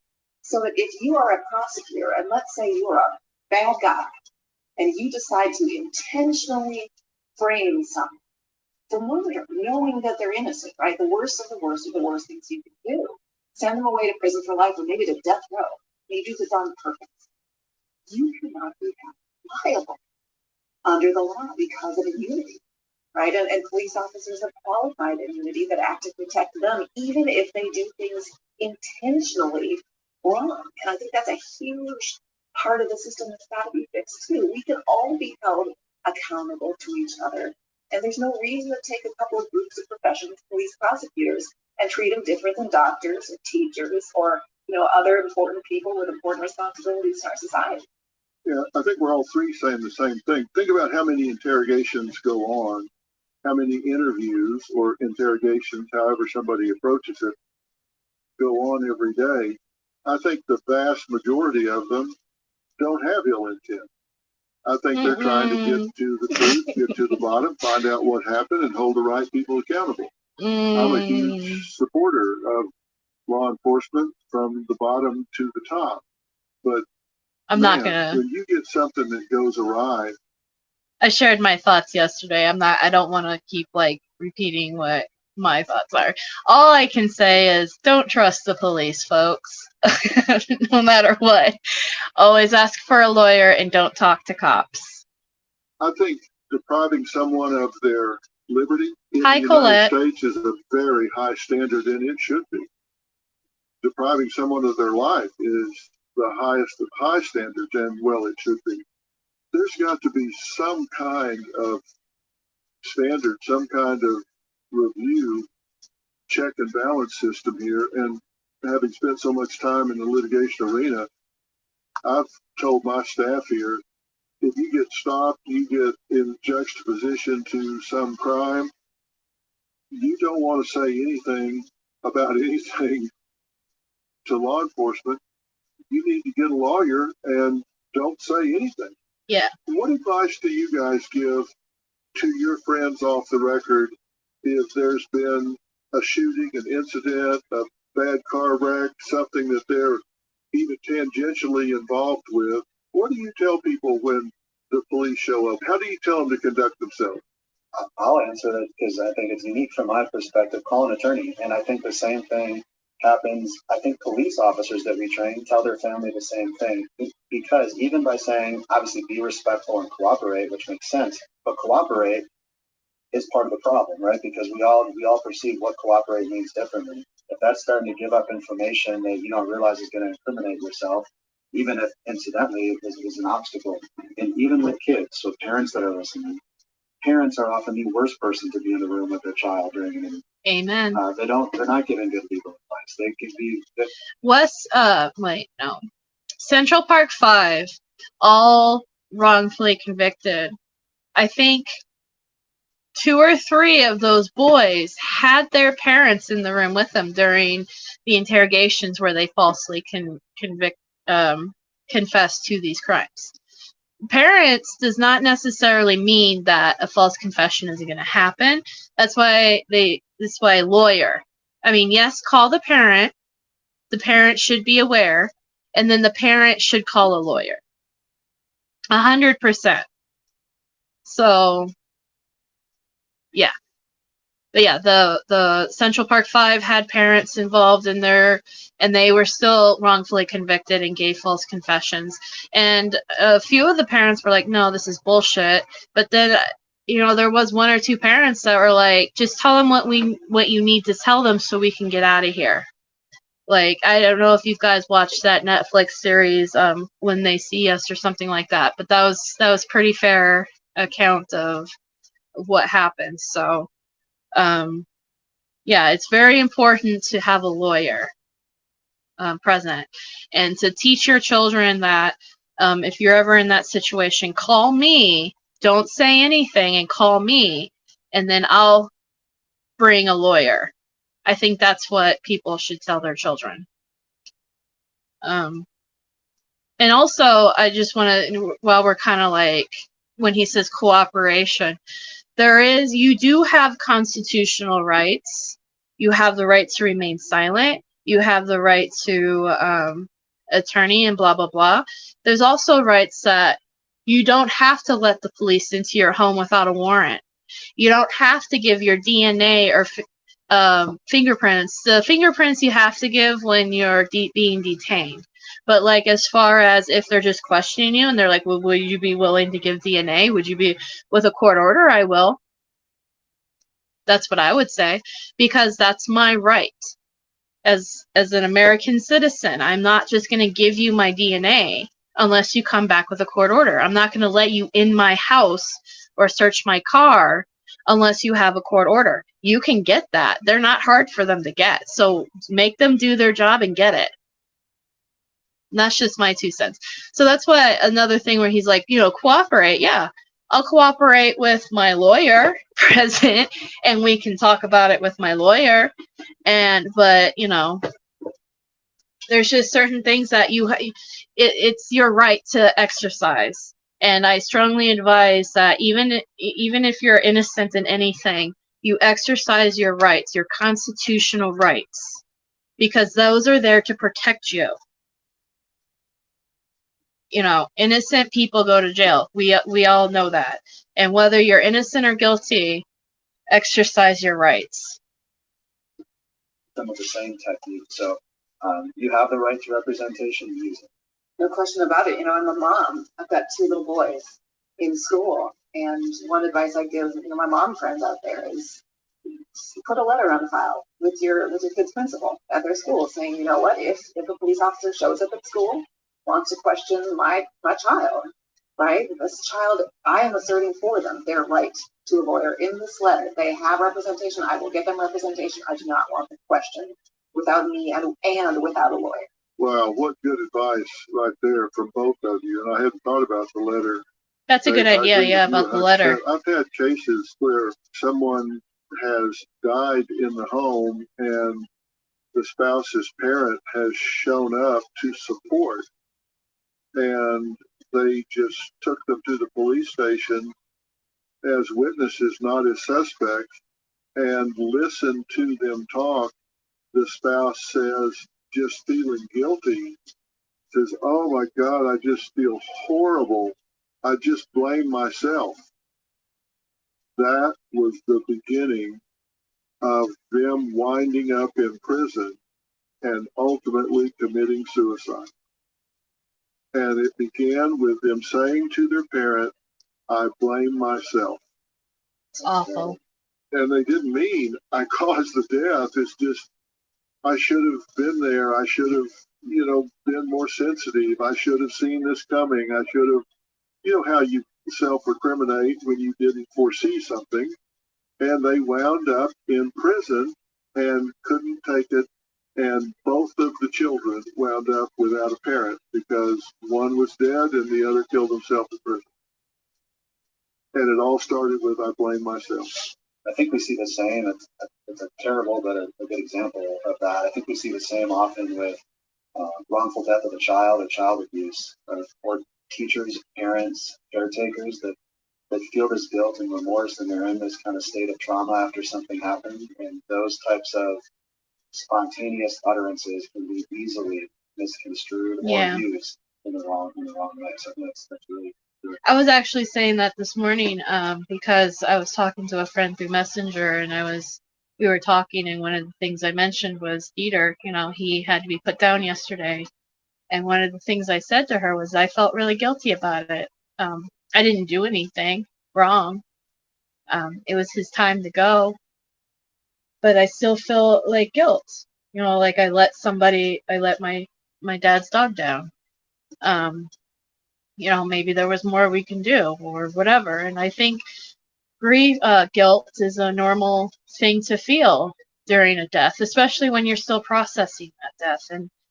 And you know, there's a lot of things also I want to say that when cops are like, well, you're not acting like somebody who should be grieving. Well, you know, there's people are so different and so unique, and how, you know, just because one person acts differently than what you think they should act doesn't make them guilty of a crime. I'm not a crier in front of people. I can't really cry very well in front. I will literally like not, I don't like crying in front of people. And you know, I've been in multiple situations where people, you know, I've been through different things in life, and I can't open up like that in front of other people unless I'm really comfortable with them. And you know, and a police officer couldn't interpret that as me being guilty. And it's the same way with Teresa Hallback's family. A lot of people say, well, they don't act like somebody that just lost their daughter because they're not acting a certain way in front of the cameras. And all I can say is that, you know, I know there's a lot of debate on the whole Teresa dead or not or whatever, but like, I just know that from my experiences, my family aren't really openly emotional like that either. So, my mom is different though. She would be bawling in court and screaming and throwing shoes. But anyway, that's but that's my mom though, and that's her. She's her own person. And anyway, that's just yeah. Rottweiler investigator Vision, new YouTube channel posts live jail calls, video interrogations. Okay, yeah, I'll check them out. Thank you, Under Your Scars. But yeah, so I did want to say that, like, you know, what you say though does matter in front of a cop. And if I could say anything, is keep your mouth shut on everything. Everything. Sounds like me. Yeah, that's my mom. Gotta love her. But yeah. Yeah, and as we know, admission against interest is exception to the hearsay rule, so they can use that and you're screwed. I just don't say a word. It's too bad, because I think that so many of these people that are the detectives, the investigators, are out there really trying to figure out what really happened. And the bad thing is, when you get a false confession and you convict the wrong person, that means the wrongdoer is still out on the street. Yes. Yeah, and I think part of that is, you know, for you ask for advice for maybe parents or listeners, but the law enforcement folks that are listening, or those that have a phone and want to call and see how their department's training. When you look at investigators right now, most departments, maybe annually or biannually, they have to get qualified on how to shoot a weapon, how to fire a weapon. They have to get trained and certified on use of force, on a taser, on how to drive their vehicle. But for interview and interrogation, which is we're talking about this whole session here and how powerful that is, that's often go to a 2 or 3 day class or learn on the job, and one class for 20-year career, you're good. And what we need is more required mandated education and accountability when people aren't compliant with it, just like every other task they have on the job, because we're now seeing how powerful these tools are when we use them. You know, people don't know the psychological subtleties of this and what's going on. We know psychologically, if you can keep somebody from making a denial, if they start to make a denial and you can stop them short, even if you just jump in and say their name, if they start to say, I didn't take, let me ask you something else. If you can just stop them, they're a lot more likely to ultimately confess if you don't let them dig a hole and they have a face-saving way out. There are so many subtleties that people don't understand, and if they're using all of those things to back somebody into a corner, if you're a civilian, you can't know what all is going on in there. You need to have a lawyer, and you need to zip it. Mm-hmm. You never have to talk to them, ever, correct? If you are charged with a crime, you never have to give an interview or a statement. Nope. Correct. That's exactly right. You never Don't have need to say a single and word. You should not do it. Instead, you ask for that lawyer. hope somebody comes and files a civil suit before you have to go to trial and you get some discovery, because you don't ever have to say doodly squat.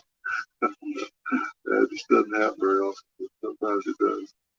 Well, guys, I really appreciate you taking time to talk about this, because if enough people hear us, if enough people pay attention to this, maybe we can change people from thinking innocent people don't confess, because that's just not true. And we've proven that with the advancement of DNA technology, where it's not a question. We see that it does happen time and time and time again, and it happens more and more with people that are less equipped to fight back against the techniques. And maybe we can get people to not be so close-minded about that. And maybe we can contribute to the catalyst for changing the techniques that are being used. I think when people commit bad crimes, they should be held accountable to the full extent of the law. But let's make sure we've got the right people. Amen. I agree with that 100%. Let's make sure we got the right people. And you're absolutely right. This is a moment of education. I think people are listening now, questioning the way things are done, maybe opening their minds after they're watching shows like yours and hearing stories like these. And there is a better way forward. There's a path forward that will let us make sure the right people are locked up and the right people are free. And that's why, we're so glad to be collaborating with you, Dr. Phil, and Dave. Why I just take my hat off to the good work that you've been doing with law enforcement here, learning from these stories to make sure they don't happen. Yeah, and positive from the law enforcement side. There's a lot of good news out there. There's a lot of major cities, major departments that have already adopted, investigative interviewing techniques, already recording everything, have specialized interviewers for juveniles, have trauma-informed interview training. So there's a lot of departments that have acknowledged this, and command staff that are doing the right thing. So slow and steady, we're getting there, but there is impossible. Well, there certainly are. And again, my hat's off. We've got 800,000 plus men and women who put that uniform on every day and step into the gap to keep the rest of us safe. Nah. I support them. My hat's off to them, and God bless them for doing what they do. Nah. And I support them enough to be able to acknowledge when certain things need to change to make it even better. I don't have to turn a blind eye to it, because I support them enough that I can admit when there are certain things that need to change. And this is one of those things that need to change. I'm working on Richard Glossop's case in Oklahoma. And that poor guy has had his final meal 4 times. His final meal 4 times, and they're still trying to kill this guy. And I've got, I think it's 19 state senators and congressmen up there who are pro-capital punishment, who say he should be turned loose. Yeah. They say, yeah, we're pro-capital punishment. We just want to be sure we're executing the right person. We're pro-capital punishment. We just don't think he's the one. So they've come out and said, turn him loose, and we still can't get him turned loose. But we're working on it. We're working hard on it. And I'm going to continue to fight for those that I think are unjustly in prison and on death row. I'm going to fight till my last breath. And God bless you guys for what you're doing. And if I can help in any way, I'll write letters, I'll make phone calls, I'll come stand up for you, whatever. Just let me know. Hey? Thank you. Thanks for this platform. Oh, did you hear that? But we'll talk again soon. I'm sure you guys have done a great job of explaining this today. I think a lot of people understand things now that him loose, and we still can't get him. I'm going to rewind that. You need to hear that one more time. I'll get to your thing in a minute here, Barb, okay? I'm going to continue to fight for those that I think are unjustly in prison and on death row. I'm going to fight till my last breath. And God bless you guys for what you're doing. And if I can help in any way, I'll write letters, I'll make phone calls, I'll come stand up for you, whatever. Just let me know. Thank you. Thanks for this platform. Thank you very much. But we'll talk again soon. I'm sure you guys have done a great job of explaining this today. I think a lot of people understand things now that they didn't when we started talking. And I appreciate you being on the show. I appreciate you being here. And we'll talk again soon, okay? All right, thank you. Thank you very much. Thanks, Laura. Thanks, Dave. He said, I'll write letters, I'll make phone calls, I'll help you any way I could. And he said that to Laura Nyrider, which tells me that he is open to writing to Governor Evers.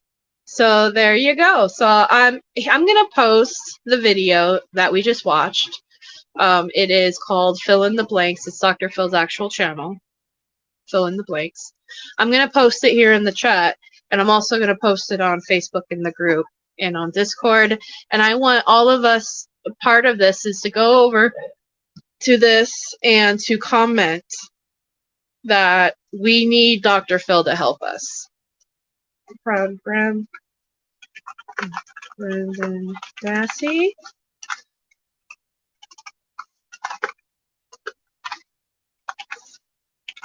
We need, and yes, Brendan needs your help. Please help us.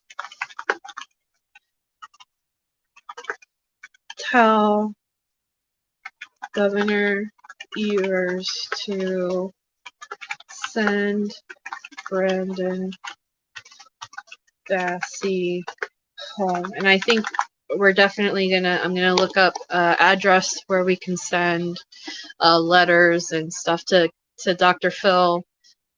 And because I just heard something awesome that means that he might be able to help us a little bit. And the more that we can get people on Dr. Phil's platform to help, the better. Barb, I read your message, and I agree with you. I think that if Brendan got out first, it would be major in helping Stephen, because Brendan's role in this basically is the narrative of what happened. And that's what they mostly base on Stevens.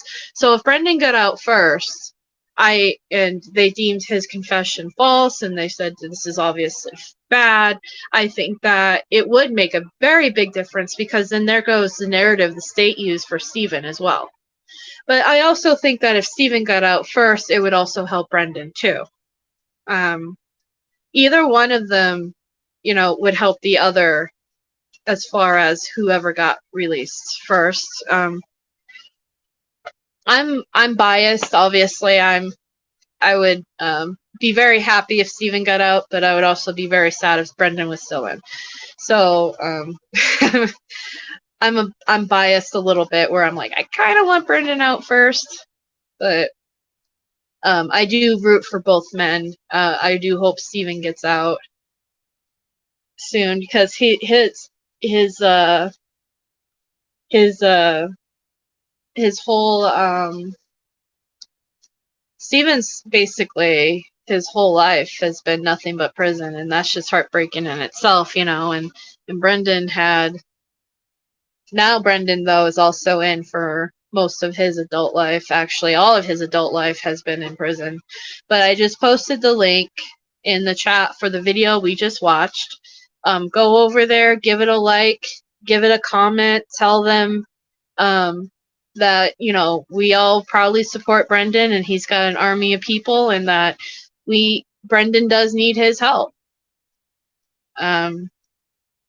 We need more people like Dr. Phil to stand up and to write letters and to make statements. I think that would be awesome. So, and then I'm going to read this email that Under Your Scars just sent me, if that's okay with you, Under Your Scars. I'm going to read the email she sent to Governor Evers and the email that he sent back, which is pretty typical for, it's the same generic email. I wish I could say it's any different, but it's not. It's the same generic email a lot of us get and all that. So, this is the email that she sent to him, and I'm going to admit your name, so, and where you live to protect your privacy. But, dear Evers, my name is Under Your Scars, and I reside in the world. But I have family in Wisconsin and other states, and drove team transports with my husband to all states and provinces many times. Manolio pizza, my fave. I am a small business owner now, and I watch the craziness everywhere is so hard. I heard Ohio looking to pass teachers carrying guns. That is shocking. It is not fair, nor their responsibility to be put upon. I agree with that. Dogs are the ticket for so many things. I had a place in the Dominican Republic and worked with rescues, spay neuters clinics, education for kids at parasite clinics. It's very rewarding. Dogs are smart with the right trainers. They sniff out anything and protect. This and metal detectors seem to be what the world needs now, sadly. I'm thankful we don't have guns. Yeah. As a trucker at truck stops, my husband was robbed at gunpoint. Aw. It's scary to be there, honestly. At times, I was threatened in California near Disney. That sucks. I'm sorry for your experiences. I really hope this more sensible scenario can occur. Copycats are there, as we see. Such a shame. My boys are 35 and 29, thankfully, so the same age as Brendan. Yes, I am an empath, but watching Making a Murder interact with Brendan Dassey's supporters, which I am as well, is so disturbing. I cannot comprehend how the coerced interrogations, especially with his mental age level, not the same, happened alone. Legal, I hear, but not allowed in court here, thankfully. I watched and cried. I'm shocked that people are afraid to do the right thing. He's not guilty. He's a loving kid who's lost. I purchase things to support his needs in jail. I write letters and we try to keep him positive. It's a crime in itself that he's there 16 years. Now it's 17. Imagine your child in this position.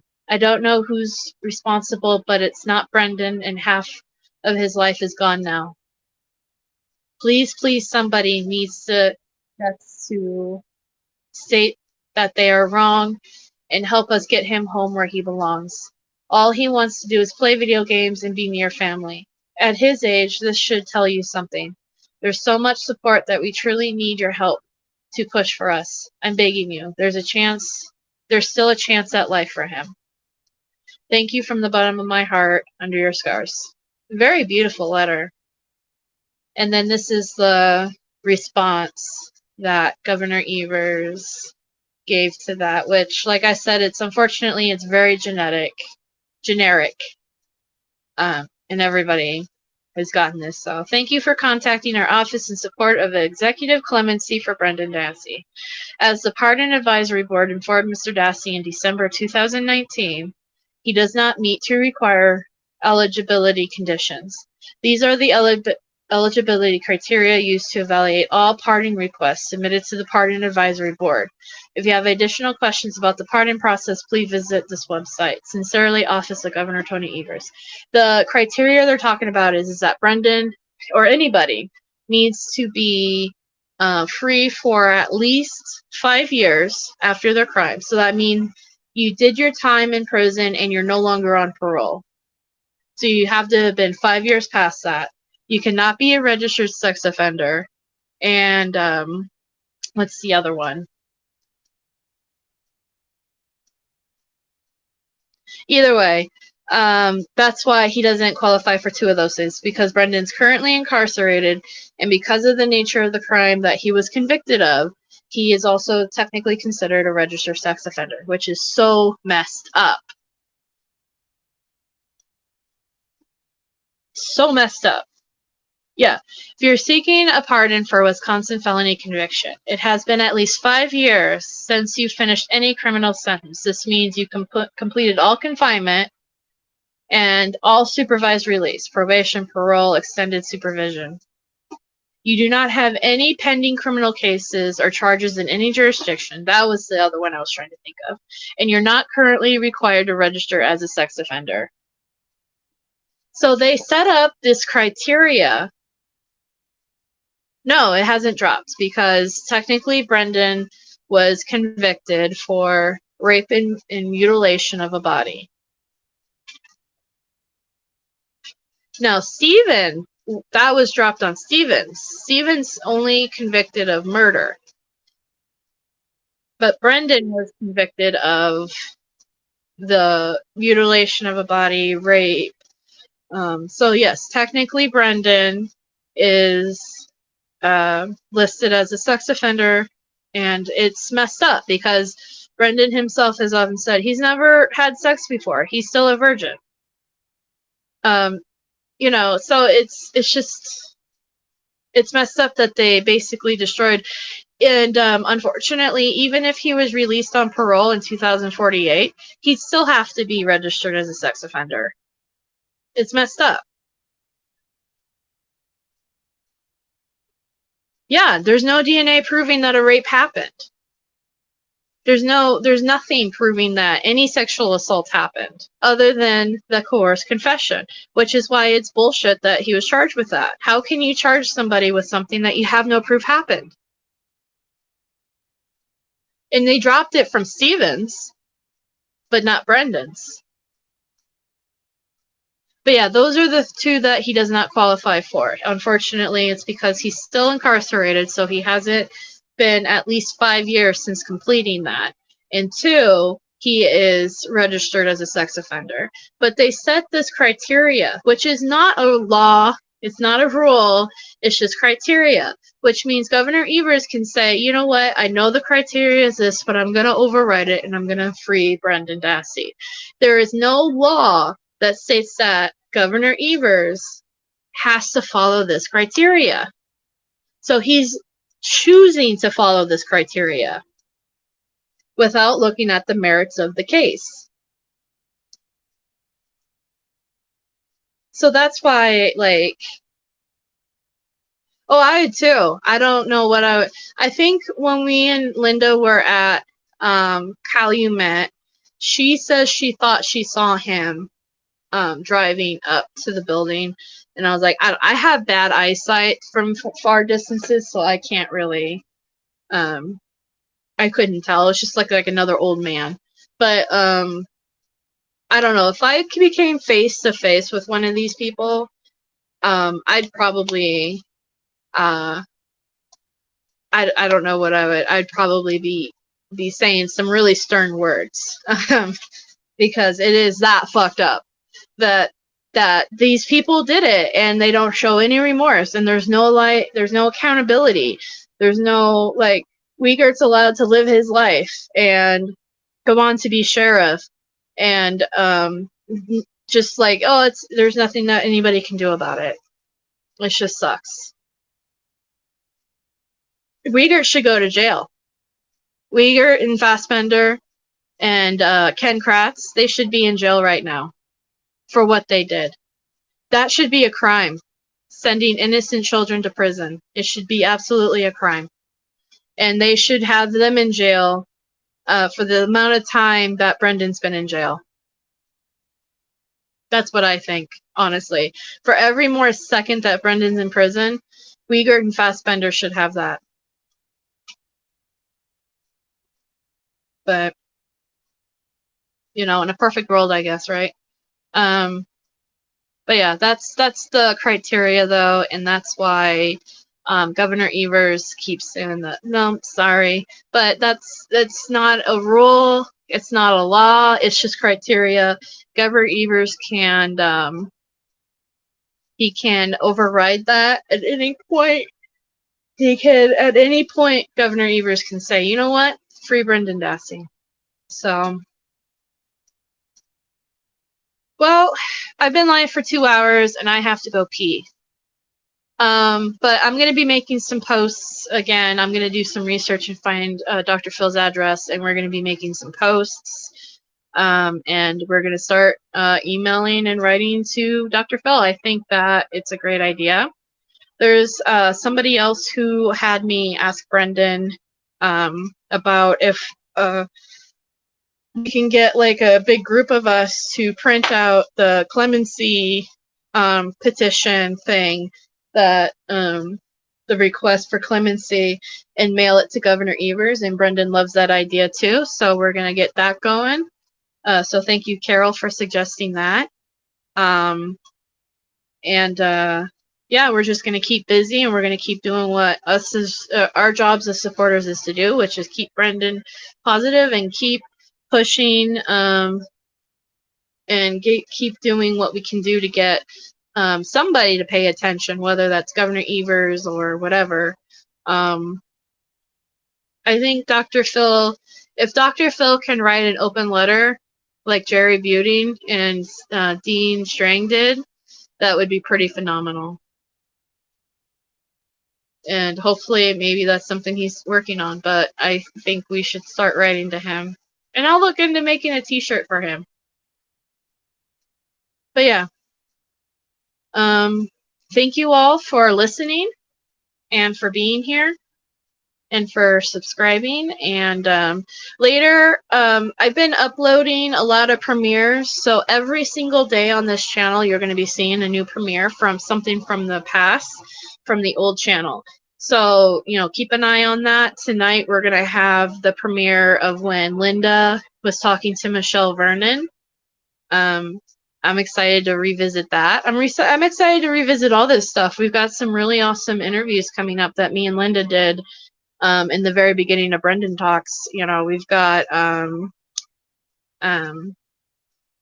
can't think off the top of my head. I've got an interview I know with Tracy Keogh that's going to be coming up in the next couple of weeks that we did back then. And we've got hold on. We already did Sean Maroney. We've got the Pete Dassey's first interview coming up. That was fun. You get to see that again. Alice Irvin is scheduled to premiere. So a lot of interesting stuff that we did in the past that's going to be replaying on this channel. So, all right. I hope everyone has a great day, and let's keep doing what we're doing. And let's see, I'm going to end it off with... Michael O'Kelly was an investigator that was hired by Len Kaczynski to give Brendan a polygraph exam. But Mr. O'Kelly's role grew and grew in ways that, to me, highlight how Mr. Kaczynski was not interested in what Brendan had to say. He was only interested in getting Brendan to plead guilty so Brendan could be an asset for the prosecution against his uncle.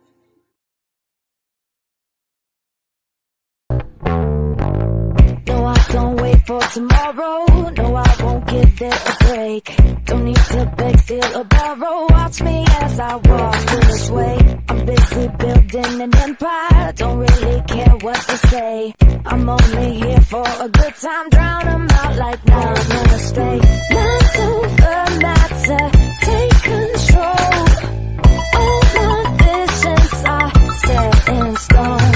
Don't kill my vibe. I'm flawless by design.